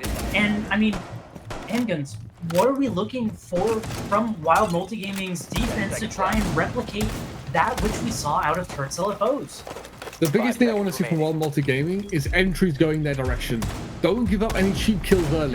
Labs is a map where there's a lot of space to work with. There's a really nice balance between space around the site and within the site itself. Unlike Clubhouse top floor, where like there's a need to extend outside of the map, I think Labs offers a lot of different positions that the defense can just sit pretty in. I really want to see Wild Multigaming just don't give anything away. Make it so difficult for the Turks that they get choked out on time and utility. Just go back to basics, hold the site, you know, bank off of the utility you brought, like the Cadence tomorrow. We should not waste so much time with these 2 operators. Yeah, and it looks like a C4 being set up here to try and get through this wall. Maverick has to be so extremely careful here not to get caught out by this. Otherwise, this wall might just stay closed. But no, the C4 not quite able to connect. Not quite the positioning that the Tubarão was exactly ready for. But going to stall just a little bit longer with that ice on the wall. And it seems like Turks LFO are going for a really slow and methodical take. Bodolf just taking his time to work away at this wall. And you've got Flores just taking his sweet time to deal with some of this utility on the backside, as it seems like they're gearing up. They're just trying to make sure all the different pieces of the puzzle for this warehouse and blue take are in place before they look to hit the site. As that's with a cheeky smoke grenade, maybe looking to push his way up those blue stairs a little bit later in the round. Yes. Burrow able to find the kill, and just as you said, a cheeky little walk up the blue stairs to find that opening kill, takes down the Mira. That means that they're going to have that entire half of the map, and it's going to completely belong to them. And this is where, unfortunately for Wild Multigaming, it's going to start to get a little bit uncomfortable. The advantage they've got, though, is this triple wall has no head holes in it. They all understand the pressures mainly coming in from this blue side, with maybe the backstab from the IT wall. So Wild Multigaming, although a man down with a minute to go, the clock is on their side. Because not a lot of stuff's been opened up by the Turks, it should make it a little bit easier for Wild Multigaming to focus their crossfires. Yeah, and Pityu going absolutely massive, picking up a double kill so fast, but there is a trade. Gutter going to even the man count. Double kill on both sides of the lobby, as this Kaid is going to be trapped behind this bomb chassis and should be rooted out. Oh my gosh, the pixels of the bomb chassis able to take down Falcon to very low HP. C4 going to get ripped here, not quite going to fly out as the smoke's going to come out. Should see an execute come in here in the next 5 or 10 seconds, as the player going to make a late rotation down underneath towards the bottom of this bomb site. Might prove fatal if they can manage to pull this off, but no, Pityu with a triple kill, Gutter with a triple kill as well. Who is going to come out on top of this as Pityu managed just to clean it up, a team kill in the mix, but oh my god, a tale of 2 players, and unfortunately, Gutter just killing the wrong one and Pityu getting the selection on point. And this is where it's lovely stuff from Wild Multigaming. They've found the diffuser, they've got the diffuser down in blue, and they've done everything they needed to, just not overpeaked, held that diffuser with their lives. It was a 3v3 mad scramble for a fight over that diffuser, and the Turks unfortunately being caught out by Wild Multigaming's aggression towards that blue side. So it's an absolute carnage 3v3 as all the kills flying left and right around those blue sides. This is what Wild Multigaming, they've done exactly what I wanted from them. They've kept it basic. They've gone back to back, holding hands, budding up with each other to make sure they can have those 2v1 fights against the Turks as they make their entry. And it's worked out really, really well for them. So Wild Multigaming going to basement, if they can stay alive and waste time on that mid floor, because that's the crux of this basement site, they're going to be looking really, really good, and the confidence is going to be full and flowing, as that'll be 3 rounds back-to-back for them if they can win this basement side. Yeah, and I mean, I just want to ask you, looking at this attacking lineup, what are you expecting here? We're not seeing the Thermite. We're not really seeing any kind of or anything like that. How are you expecting the Turks to actually go about this attack on this basement bomb site? There's a couple of different options available to you. I think we're going to see Turks going for a EXO overtake, which we saw World Multigaming attempt. We're going to use the verticality as well. There is only a bandit, no Cade, but we can see those bandit batteries from the vertical gameplay as well, if the Turks choose to extend that far across the top floors. Legion's going to find a lovely shot to kick things off for us here. And, I mean, I guess it doesn't really matter about any kind of wall denial, because you have just completely denied the wall, permanently taking out the ace. This early into the round means that Turks have to change things up. They have to adapt on the fly and completely change their entire game plan. And if we think back to when Wild Multigaming were on the attack, it was this exact situation. The hard breach went down early, and it caused a lot of carnage in the server because Wild Multigaming had to adapt this time around. But Bodolf, he's already got the camera posted up in storage, so he knows that they don't have to go and clear that. There's no verticality to stop them pushing down these EXO stairs, as they're using the RAM and the verticality they have brought to clear these key anti positions to get the Monty towards that doted default plant spot. Yeah, and noting that the RAM is here, maybe you don't exactly need that hard breach to open up the exterior walls, but maybe just the vertical play might just be enough. But no, the castle unchecked, but unable to land the shots. I know the gun is terrible, but you have to get that kill on an unsuspecting member. So much damage onto the Azer, but the Azer just barely managing to win that out. And look at the confidence on Salim, man. He's posted up on this pillar, which gives you next to no cover, just pushing back Wild Multigaming as they gear up for this plant. They're going to get the info off the hack cameras as well. The Gutter's now going to be useful from the dead, as that BP on site now giving full information over to this player. The C4 is going to rain out, but Salim finds one. And with 50 seconds left, they're forcing their way in. Yeah, this Monty just playing around with this Legion, the Gumine actually landing right on top of him as this vertical pressure not quite able to connect. As another Gumine hit, this Legion proving to be absolutely vital to this defense here and causing a lot of chaos. Diffuser might get stuck here as these are able to pick one up onto Hodka. Slim able to pick up one as well, but Slayer taking it down at the Azer. It's all left up to this Legion. Can the Legion manage to find the clutch in the 1v3? Has to find the first and does, but not going to succeed. The vertical pressure just proving to be too much to deal with for the side of Wild Multigaming. It's just a coordination from the Turks. It's every step of the way, they're doing everything together. What chance do you have in any particular player when you've got 3, 4, 5 members, or in this case 4 members of the Turks LFO just teaming up on you? They're taking EXO together. They're clearing out the site together. You've got people behind the Monty as well as vertical angles opened up onto you, forcing you so far back that there's just not much you can do to stop it. In that situation, while Multigaming, they had to get re-aggressive up the cargo side. It was only the Dokkaebi left above. And that's where if we went for a little bit of a retake up the cargo stairs and retake that vertical gameplay, it would have allowed us to prevent that default plant from going down. And that's where Wild Multigaming, it's just that next level of strategy they always seem to be missing. As we saw it earlier from Psychopatas, when that execute comes in, if you time it just right, you can regain that vertical control. You can take the 2v1 up on that vert, and that can single-handedly win you the round. But unfortunately for Wild Multigaming, it didn't quite have the game IQ to make that happen, as the Turks LFO with this clinical attack on basement are going to take a 2-round buffer here on Labs. Yeah, and just the coordination and the adaptation just proved to be too much for Wild Multigaming to handle. As everybody can see, we find ourselves in a little bit of a technical pause, or a couple players on the side of Turks LFO that encountered a couple issues with their game. So just trying to see if they can restart, get back into the lobby, and make sure that everything is fine on their end. Hopefully, we don't have to deal with anything such as a rehost.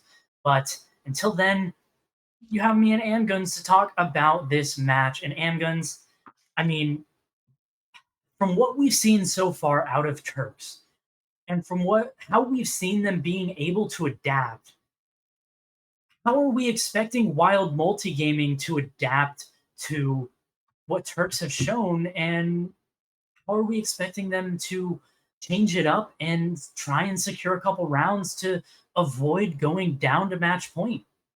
I think it's similar to the last game as well. I want to see Wild Multigaming get aggressive. It's one of those things where Wild Multigaming have been playing pretty normal setups, I think it's fair to say. In this game, we've seen pretty standard stuff coming out from Wild Multigaming, but this is where you've got to throw a bit of a spanner in the works. I think just send like a roaming vigil out towards the part of the map and just let him cook. Unfortunately for Wild Multigaming, each of the players, Castle's been your standout player so far. Just get him on the vigil or a cav or just something to make Turks really uncomfortable. Just change it up, because right now a lot of these setups that Wild Multigaming bring, although they're not bad, Turks they've scrimmed so much, they know exactly what to do to counter it. So maybe, you know, send a 3-man roaming party to deal with this roam clear towards that kitchen side. Just you have to change something, because right now the strats they're employing they're clearly not working, because the Turks are just all over them. Yeah, and we see a pretty similar setup here out of the Turks in terms of their attacking lineup. I'm not entirely sure. I don't remember if they brought the Buck last time. I believe it was a Ram. They had the Ram, yeah. Unless I'm mistaken, yeah. Was a Ram instead of the Buck. So a little bit interesting. Going to have a little bit more mobility, a little bit more firepower for the Buck, as well as a little bit more adaptability. We've got a roaming Smoke who's looking to get aggressive, which is great to see. Contest some of this map control early. And I think the reason they brought the Buck is so they can use the 3rd floor verticality onto the 2nd floor. With the Ram, you don't have nearly as much flexibility. With only 3 boogies, with lots of mags for the Buck shotgun, you can tear up lots of different parts of the floor to your heart's content. And this is great to see. You've got to play a 3rd floor, you've got to play a 2nd floor, as I think Turks were looking to come in and sweep this 2nd floor no problem, but they've been surprised with lots of different players scattered around the map here. Yeah, and you see that Dokkaebi call coming out, going to try and root out all of these roamers, as nothing in the way of success just yet, but they are gaining quite a bit of map control here for the side of Turks LFO.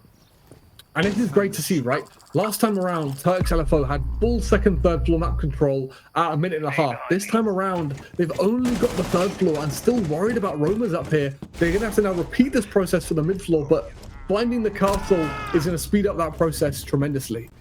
Yeah, yet again, the castle going down really early on the roam and not really doing much in the way of kills or really time wasted. We have a minute left on the clock, plenty of time with all of these roamers, other than Slayer, pretty much rooted out around the map. And this is going to be how well can we respond to the vertical gameplay. It's going to be an exo take coming in from the Turks. They're not going to look to change this. And this is where we need somebody to get aggressive somewhere. But the problem is, look at all the vert Caesar's creating. They understand there's only one way up, and that's those cargo stairs. They've got players watching cargo and the exo side. And this is where Full World Multigaming, can they hang on within the site and just make it difficult? They've got still 2 smokes in pocket and 2 impacts to deny this plant wherever it might come in from. Yeah, Guturo dropping the hatch. Falcon actually able to find a kill onto the Lion, so that's going to hinder any kind of post-plant scenario that Turks might have been hoping to go for, as the Shocks going for a little bit of a wild peek here aggressively, but that flashbang, they know, but no! The player, the Legion, yet again able to find impact on the roam, but no, sprinting around this top floor, this 1st floor, you know somebody's going to be there as the Azer shuts him down. Falcon able to get a kill, able to get 2 kills here. That's a triple kill on the round, a quad kill. 4 kills for the player, as just going absolutely massive to secure the round for Wild Multigaming. And I love that from Legion. I don't know how he's found his way up in towards Kitchen. He must have been lurking across that side of the map the whole time, but huge play from him. I don't know why he's sprinting. To quote Kickstar, why are you sprinting? If you just stayed ADS, he might have found the kill onto the Buck as well. But because he's wasted a bit of time, he's alleviated that pressure on his site anchors by taking out that vertical gameplay. It's allowed his teammate on the mirror to find absolutely everybody. So really nice stuff from Wild Multigaming here to keep the half the deficit, and this is a huge round from them. If they can claim a 5-5 here on their defense, they'll be doing really well. Yeah, an absolutely momentous comeback here, winning 2 out of the 3 rounds so far on their defensive side. Yeah, they might have lost that basement the first time around, but they won it the second time around. Now the top 4 unlocks, of which Pity You went absolutely massive last time around. So looking for Wild Multigaming to kind of bring something similar in for the side of Turks LFO, just adapt a little bit, change things up, see what you can make happen on this primary bomb site. And as you can see with the little funny fact, I don't know why we're going funny fact, not fun fact. I like funny fact better. I think we should petition to call it funny fact from here on out. I like that. I think it's got a better ring to it. But yeah, Salim, being the MVP in a couple of few last play days, he's had 8 multi-kills in 1 play day. He's absolutely phenomenal player, showing his class here in Voltage League, as lovely stuff from our stats man to give us these funny facts about the league. But as you rightly said, this is a big round for Wild Multigaming. If they can tie things up here, this is going to give them so much confidence for the rest of their defense. I think I have a good explanation as to why it's called Funny Fact. It's because the entire time Salim was laughing all the way home to each and every win and each and every kill on play day number 4. So there it is, folks. We know why it is actually called the Funny Fact, because in fact, Salim was probably thinking it was pretty funny. It could be.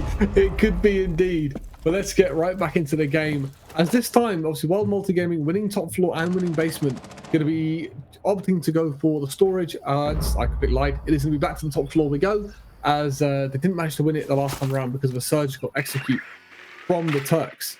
So, Wild Multigaming, they're going to be looking to hold on to this top floor once again. And this is can Turks LFO adjust to how well Wild Multigaming were holding their crosses last time around. Yeah, and I mean, last time around, it was actually Wild Multigaming to pick up the win. It was the Pity You versus, I believe it was Gutter on that side. But no, a bunch of kills coming through. Slayer able to pick up 2 kills before a trade comes through on the other side. Falcon going down, but that is going to be your clash. No longer available to stall out. And there's still just a minute left with this site mostly broken apart here. And this is a carbon copy of the previous round on this top floor. Wild Multigaming having the diffuser available to them, shutting down this push, trading their clash 4-2 is I think a trade you'll take any day of the week, taking down all that utility on the Flores and Deimos, and getting the diffuser with 40 seconds left. This is so much better from Wild Multigaming. Yeah, and the drone game seeming to be pretty effective here, spotting out quite a few players. But Guttero able to take down 2 players, and another, or rather, Guttero has been down. Pity You, the hero of the last time this bomb site was played, able to pick up the kill here. It's going to be a 2v2 as the player was picked up as Hodka, able to take down Guttero and finish that player off after just getting picked up. A Hodka goes down. It's all left up to Pity You. Pity You was the hero of the last time, and he's the hero yet again. Pity You is the monster, the Loch Ness monster of this second floor bomb site, as he is an absolute terror to deal with. It got so spicy towards the end of this round. The double kill coming in from Gutto on the backstab. Found 2, and I was like, why are you giving up the advantage? But then the 2v1 is played beautifully by Wild Multigaming. Goyo didn't need to swing, but that's one of those major things to take note of. You've done the hard work. You've made it a 2v1. Just keep yourself posted in IT. Take the fight together with your teammate. But luckily for Wild Multigaming, the Legions held out strong, made it 5-5. And Wild Multigaming, give them a round of applause, guys. From, I think it was 5-2 down, made it 5-5 with 3 rounds back-to-back to even things up on their defense. This is brilliant work from them, as they're going to be thinking we're right back in this game. And something I really want to highlight here is the pulse from below. I really love the use of having this verticality available to you. You can have vert from above and from below. And this is what, if Turks can't read into this well, that could be the winning X factor for Wild Multigaming to take a match point here in Voltage League. 10 seconds remaining. A bomb site that Wild Multigaming haven't quite played yet, but with the other 2 primary bomb sites that they've played so far being locked. Into this other bomb site, the tertiary one that Turks played a couple of times and Wild Multigaming took both times. I like the changeup. I like the expectation and the differing opinions on how to play this bomb site with the Pulse could be absolutely devastating, but looks like the Thermite is going to try to open up these basement walls here, and he is going to get thrown down here. And this is where, if he's not careful, he might find himself caught off and cut off guard, but he's very, very wise to the fact that he's being hunted. I've heard he put the IQ out as well to spot where this Pulse might run off to, as a very coordinated attack coming in from the Turks to clear this basement site, almost doing the opposite of what you normally see, going basement up this time around rather than going top down. But dealing with that problem of the Pulse early is one less thing to worry about when they do go for their execute later on in the round. Yeah, making sure that Pulse cannot have the impact, cannot have the kind of round where you bring him for a reason, right? You bring him to try and beat people through the floor. You bring 3 C4s to help assist that Pulse in finding all of those kills, and clearing out that basement is definitely a must whenever there's a Pulse on the board. The thing I'm really worried about is I don't think Wild Multigaming have thought this through. Now that the Pulse has been cleared, I don't think they have the angles they need from above to stop this jumping on the window and start to get the diffuser down. As I say that, they've made their way into the site, but the smoke grenade lineup is perfect to deny this push. Yeah, still 2 smoke babes left in pocket, so it gives them a little bit more time to try and regain some of that map control and push out and find those angles to stop the plan. As Falcon on the Pulse, able to pick up the kill on the Guturo. That's going to be the buck down. No more soft destruction left for the side of Turks LFO to actually try and get done here. This is such a good retake from the Pulse, using his ability to great use, which is not something you say every day in the competitive scene, but him being tucked away into the B-bomb chassis, they can basically be bait for his teammates. There's so much vert onto this storage position. I think Smooth posted up with a shotgun on the cover as well. What a hero play from the side of Wild Multigaming, as they seem to be running away with it. Yeah, the Acer going down to Hodka, and I mean, this round has been all Wild Multigaming. Absolutely fantastic what we've seen out of them, as Bodolf trying to retake this top floor, able to find the kill onto Hodka, and he shuts him down. But is he going to be ready for this next player up here? No, he's not. He's running. He's sprinting straight into the welcoming arms of the second floor monster of Pidiu, as it's quickly into a 4v2 situation. As Shoxel and Sleem, everything to do here, and Sleem goes down. It's all going to be left up to Shoxel, has to jump in and goes down to Falcon. The Pulse, maybe not as standard as you would expect from a Pulse, but still managing to get it done with the utility. This is an epic round from Wild Multigaming. We've spoken about earlier how Turks were ahead of the game every stage of the way. Well, this turn, take a bow. Wild Multigaming, it's your turn to be ahead of the game every step of the way. It was beautiful decision making from the Pulse to make sure he didn't die early, to avoid that early roam clear in the basement. And then it's a brilliant play from him to retake storage as well. Turks made their way into the site itself, but the cohesion between the smoke and the Pulse to retake storage is what single-handedly won Wild Multigaming that round. They've managed to get a site anchor back into the site itself and just locked it down, completely shut out the Turks. As the Turks, their game plan was good, but this time around, Wild Multigaming had all the answers to that standard push coming out from the Turks. Yeah, and a timeout called here for the Turks here. Definitely don't want to give this one up, because remember, Turks LFO are fighting to remain in that first place position. Even if they manage to send this to overtime and take the overtime win, they will be tied with NXT, I believe, with the tiebreaker in favor of them. So if they do manage to bring this back, win this round, and win in overtime, they will manage to hold on to that first place position. But Wild Multigaming looking to, at the very least, they are going to jump up ahead of the teams ahead of them to be in those top 6 positions. And if they manage to secure a win here in regulation or even overtime, they set themselves up with a very good position to make playoffs. Yeah, they've dug so deep Wild Multigaming, and it's great to see. I spoke about earlier, so can they rise to the pressure of playing someone as strong as the Turks? And they're clearly showing they can. They're clearly showing that they've got what it takes to be there up with the top.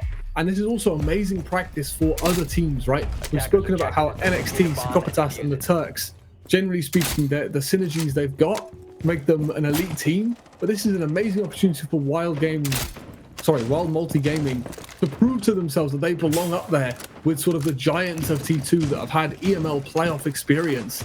So Wild Multi Gaming, this is almost like a test to themselves that they can prove that they can do it, as the Turks haven't even been playing that badly. Wild Multi Gaming, they've just been digging deep, winning their gunfights, and one step at a time getting themselves back now on match point in this game. Yeah, and I just want to note a key fact is that if this does in fact go to overtime, Wild Multi Gaming will start on defense. They will have the opportunity to have the advantage of starting out on defense in overtime, which is going to be a huge help for them, considering they've had so much more success on the defense. But look how cautious Turks have to be this time around. This is really good stuff from Wild Multi Gaming to contest all 3 levels of the map and make Turks work for every inch of map control that they want to use. They have to now drone the top floor down. The pre-placed drones obviously spotting people coming 3rd floor. And this is going to, again, it's going to allow Wild Multi Gaming to waste so much time and put so much more pressure on the Turks compared to the defenses that they lost. The Turks sticking to their guns, going for this kitchen oversight, but this is where that 3rd floor presence on the Mozzie is Slayer lurking above. He'll be able to hit that late flank later on and cause real problems for Turks LFO. Yeah, and they do know that Slayer's here, just shot the drone out, but it looks like Turks LFO are completely ignoring him. They're going to just go down, gain this control, maybe in hopes of rooting out that Mozzie and getting that Mozzie to maybe over-rotate, over-swing well in advance and try and get that kill. And you don't actually have to clear out the top floor if you can get the top floor to come to you. And just like the Turks did, Wild Multi Gaming have understood that they can control this vert and deny the plant from above. I think it's going to be the man, the myth, the legend, Bodov.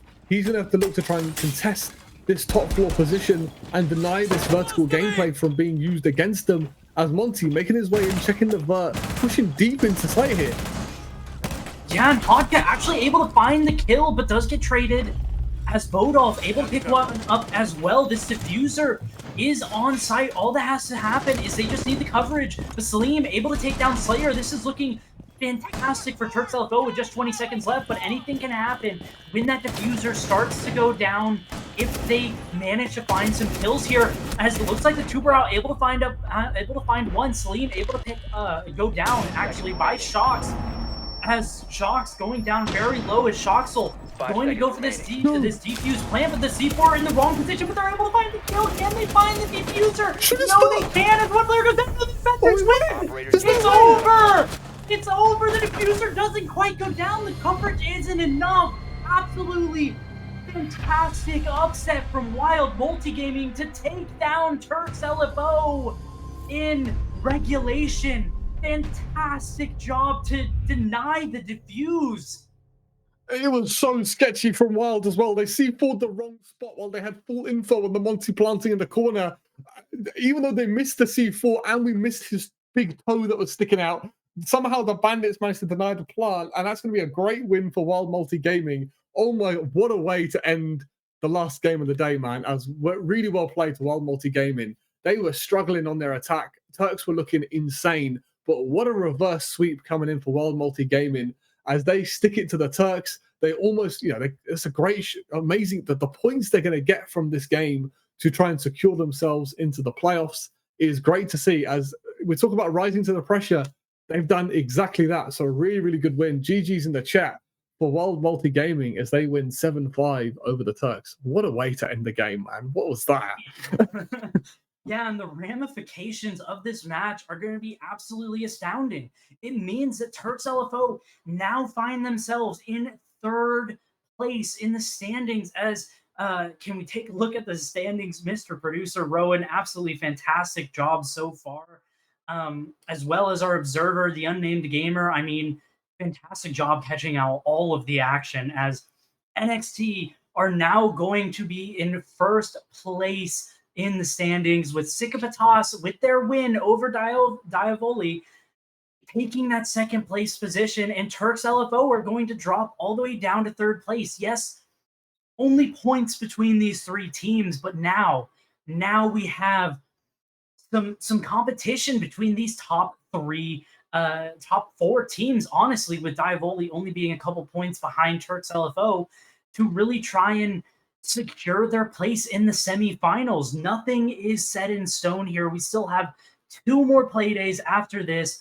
Wednesday, and I believe next Monday might be the one after that as the final play day. And then we get into playoffs. And if you're Year of the Snake, you're definitely going to be sweating it. Valor Esports definitely going to be sweating because of the win from Wild Multigaming. They jump Team VIP with the tiebreaker. The round differential is so extremely close, 25-26, 25-26 for both Wild Multigaming as well as Team VIP. So, I mean, playoffs are not set in stone. Everything is up for grabs here in this group stage, and it's going to make for an incredible closing couple of days in the Voltage League Season 5 Stage 3 group stage. And I mean, guns, what is your prediction? Who do you think... anything is possible. Like, this is what I was going to say. Although you've got Year of the Snake on 0 points, if Wild Multi... who knows what the future has in store. But, like, if Wild Multigaming and Team VIP somehow don't win another game, there's 2 play days left, right? If Year of the Snake somehow win both their games and VIP Wild Multigaming don't seem to win anything, or Valor Esports win both of their games and both go to 9 points, like, everybody in the table right now needs the points available in the last 2 play days.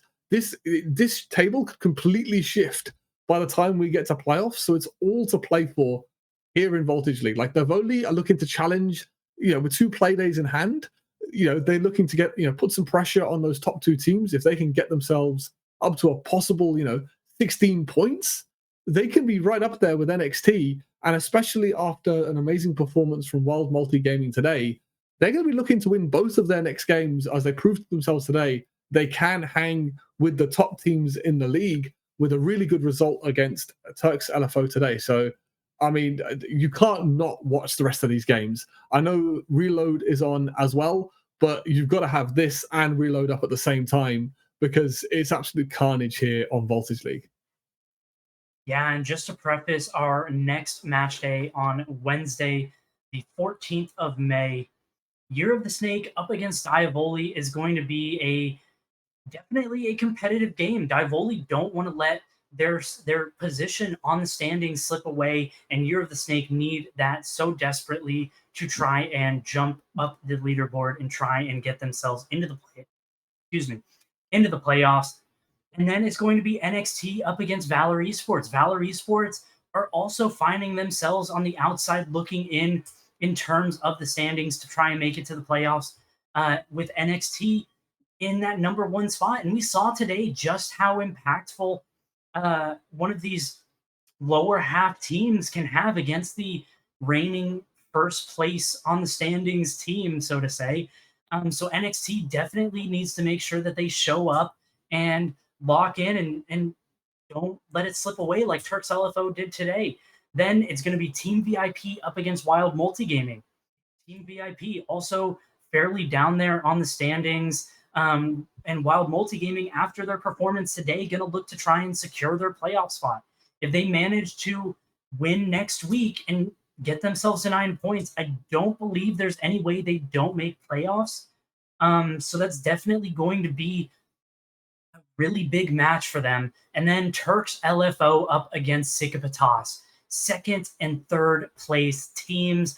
That match will decide basically who has the upper hand, who has the advantage going into the final play day for making it to the semifinals. If Sikapatas manage to secure that, then they should be able to secure 2nd place at the bare minimum going into the playoffs. And Turks LFO, after looking fantastic through the majority of the group stage, if they don't manage to win that, then they could go down all the way to the quarterfinals.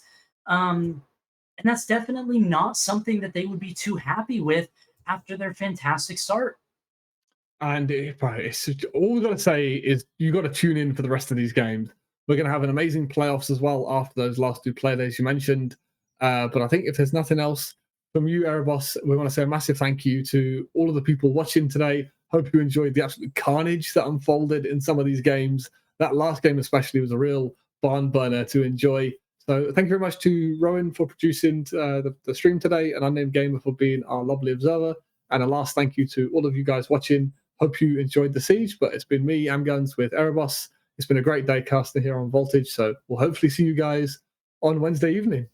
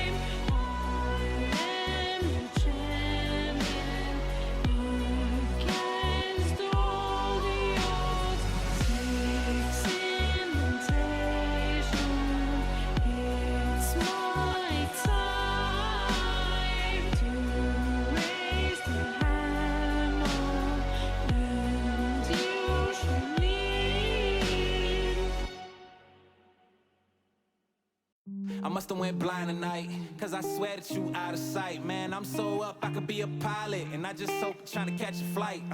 So let me get the digits, I call right now if you're with it. I seen 1,000 pretty girls in this room, $1 and I've been looking for you. I've been searching, it's so hard to find a girl who's one of a kind. 'Cause being alone just isn't cool.